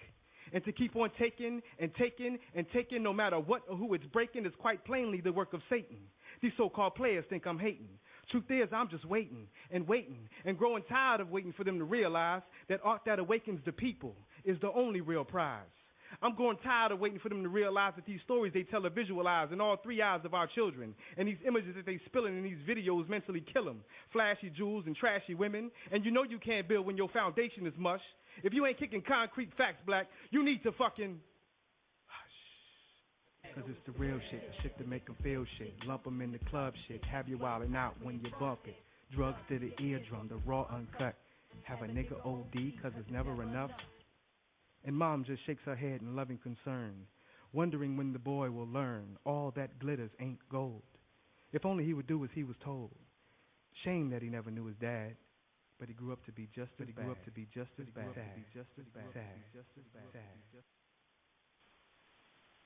Wow, well, that wasn't exactly the song I wanted to play right now, but it was definitely in alignment, and the ancestors was guiding that one. That is a powerful message in that song. Why don't you speak on that song a little bit, and our engineer is going to look for the other song that I wanted to play, but I did also pick that song because I thought the message was really deep in that song also. Why don't you speak on that for us? That was actually a conversation that got turned into a poem I was having with an elder about the difference between hip-hop and rap. And I really felt like our conversation wasn't really gaining any ground and anyone getting any better understanding of the other's position. And I always learned from, the great Omawale Baba Malcolm X that sometimes the best way to explain something to our people is to use an analogy. And the analogy was rap was a child of hip-hop. And, in fact, it was one of them badass children of hip-hop that just don't listen. Daddy wasn't around. Daddy was greedy. Daddy took advantage of mama and ran out on her. And then, the seed was planted. And that's what has happened, to hip-hop. It has been infiltrated as a pure art form, as a voice for the voiceless, and turned into this capitalist machine. And, that's what happens when you can't protect, your culture. That's what happens when you can't guard what it is you hold dear. And, the analogy just grew. And then, I put some of my favorite verses in there, on both sides of the coin, on the hip-hop and the rap side, so that, it's not really discriminating. It's just showing where we are. And, this is the state that we're in. And I thought that it would help to explain that position so that we can preserve, authentic hip-hop. Perfect. I love it, though. I think it was a very deep song when I heard it. I said, wow, this is perfect for the show because it really represents the difference in consciousness behind rap and hip-hop and then what music is doing. I thought it was deep that you said rap is short for the word rape. Yeah. What brought that up? What brought that concept up? How did you put that together? I think, sometimes I'm just a conduit, but the more I got into it, if hip-hop is the mama and she's this blessed mama, how did she bear this bad seed? Right. It had to be rape. Right. Wow. It could not have been voluntary. She didn't choose this. Right. That's deep. That's deep. Go ahead, Goddess. Yeah, I haven't been able to greet my brother yet, Brother Heru. Peace to you, Sirah. I don't know if you remember our acquaintance, but I met y'all, I believe your first trip to Cali back in 2010. I don't know if that was your first, but it was around there. But we were, I was with TD, Baba. Yes, I remember you, sister. Yes. Okay, cool. Peace, brother. Peace. We are family. Okay. Don't mind me, I'm goofy. Well, we're going to get ready to wrap up the show in a little bit, so I want you guys to give any shout-outs of what your work is, what you're doing right now, whatever new albums are dropping, how people can contact you. Basically, I'll give start it because I'll be kind of quick. We have an album that just dropped in July. It's called Hypnostics, HIPGNOSTICS, the Hypnostics. It is, it's chock full of conceptual hip-hop, if you will. We do a lot of, we take you on a journey. Our first album was kind of more direct, but this hypnostics is more, like I said, the artist has to talk to bring things into being that they want to be. That's what this album is about. It's available on movementtunes.com. That is the conscious iTunes. And if you're an independent artist listening right now, you need to get your stuff on movementtunes.com. It's the same download situation as a lot of these other European-owned establishments, but I know the brother that owns this. He is a very positive brother. He's doing work in the Caribbean, in the Virgin Islands, in Haiti. He's an awesome, dynamic poet himself.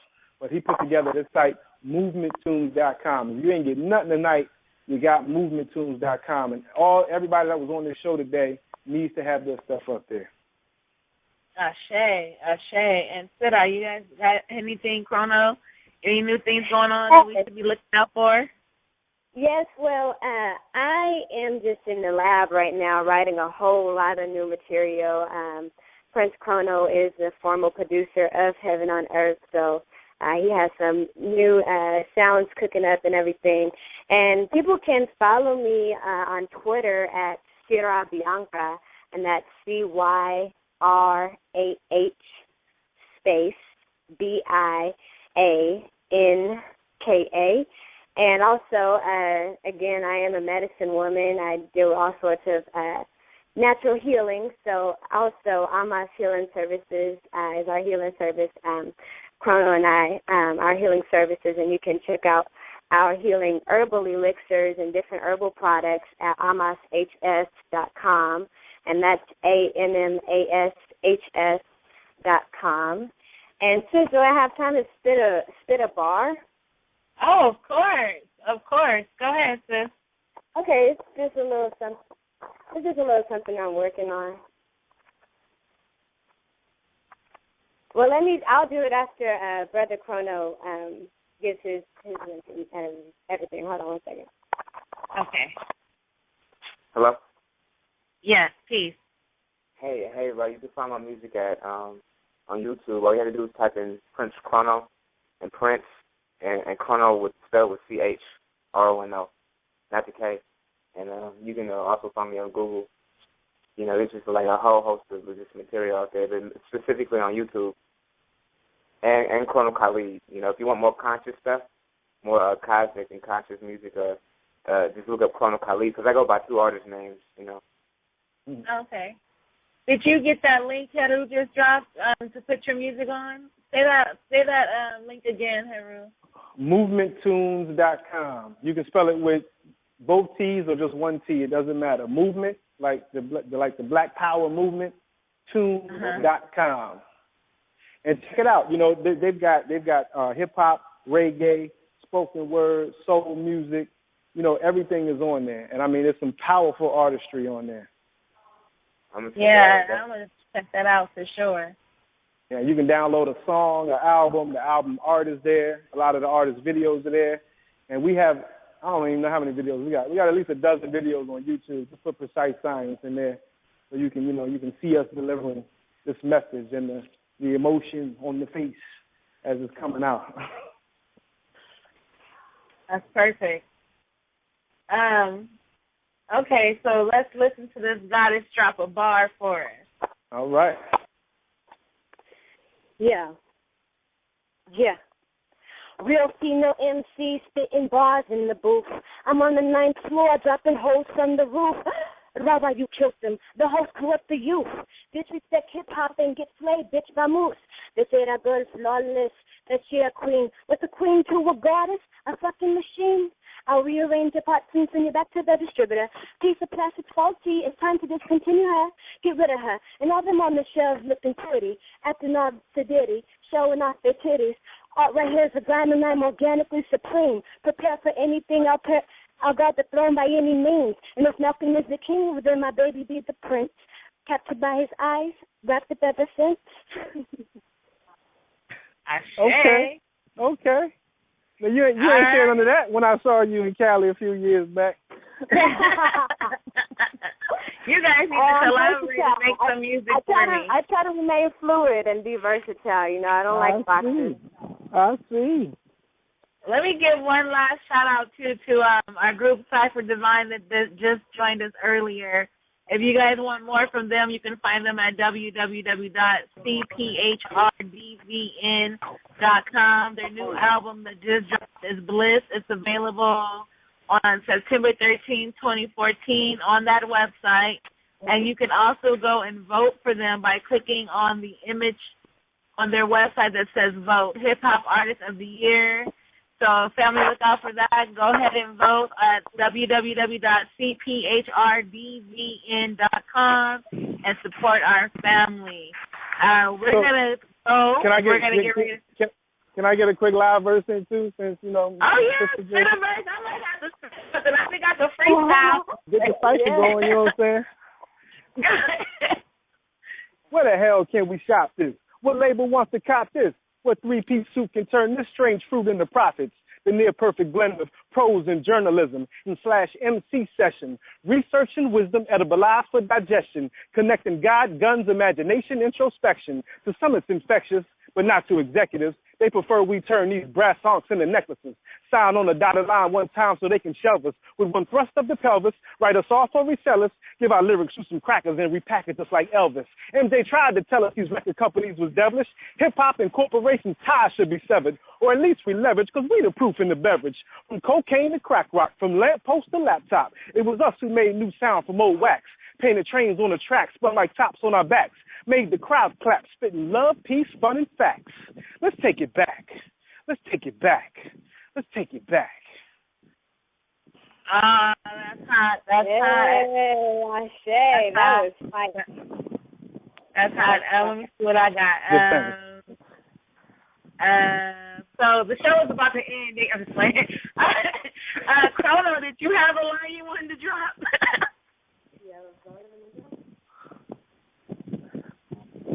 Join the cipher. Chrono still with us? Yeah, he's there. Chrono, you there? I'm gonna spit some of this written bars. So you're not freestyling what you I'm just playing. You just spit something that's written. I roll dice similar to a jazz man. I'm perfectly with the magic carpet. Give me some pussy jazz man. You mad fit my snapback. Came with a backpack because they never found a crack in all Mac 10. I'm just preparing my god body for a stage of fans. My arm and raw flow will hit you like a suntan. I'm up and up to plant stomachs for a weed liquor. That's the elixir my sister had to go and pick up. My baby picture showed me throwing up Illuminati. None of that's my destiny, but I'm not a black Nazi. Abu Dhabi, yabba dabba do. You dabbling in the honey jar. You Winnie the Pooh. You got mail. Kids only AOL. Ass out of luck. Ankle kids with bad shit up. When it's a convenience store, just to snatch shit up. Too much pride to hold the sign for cash in the cup. Crabs in the buck. Stuck in the mud. Snatch shit for blood. City of God. Little Z shooting the club. And they probably spiking drinks up. Never getting cream up. Probably snitching heavy on anything they can think of. But I'm so internal, burning like a torch inferno. Turn to KFC, messing with the Colonel. Look out my street smarts, the batter shot. Relate the beans, make your whole teams bleed the purple. And Beanie Blanco from the Bronx learned the hard way. You never saw the master boxing at the subway. Told you I was nice like crushing the mix with so festive. Unknown forces of light the science can't measure. I'm just a nigga where Atlantis resurrected at.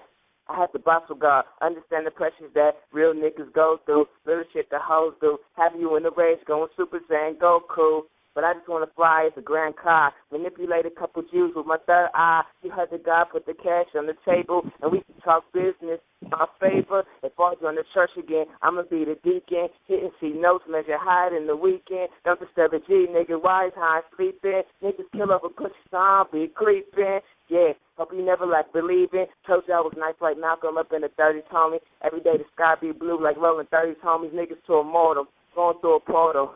Ripping mics, leaving shows, vanishing like Osho. Leaving dark matter residues on their polo. Stop me, they cannot. My skin's so smooth now, I'm fleshing out with dumb ass shots. I'm getting more views than Rihanna ass shots. Like sweet like San Diego Town Quad. Good. That's right. That's right. I love that bar. That was flavor. Now, Shay, let us close out the show. I want to thank you all for joining us. You guys have all been very enlightening, inspiring, and definitely elevating. I'm going to pass this show over to God King Grasshop.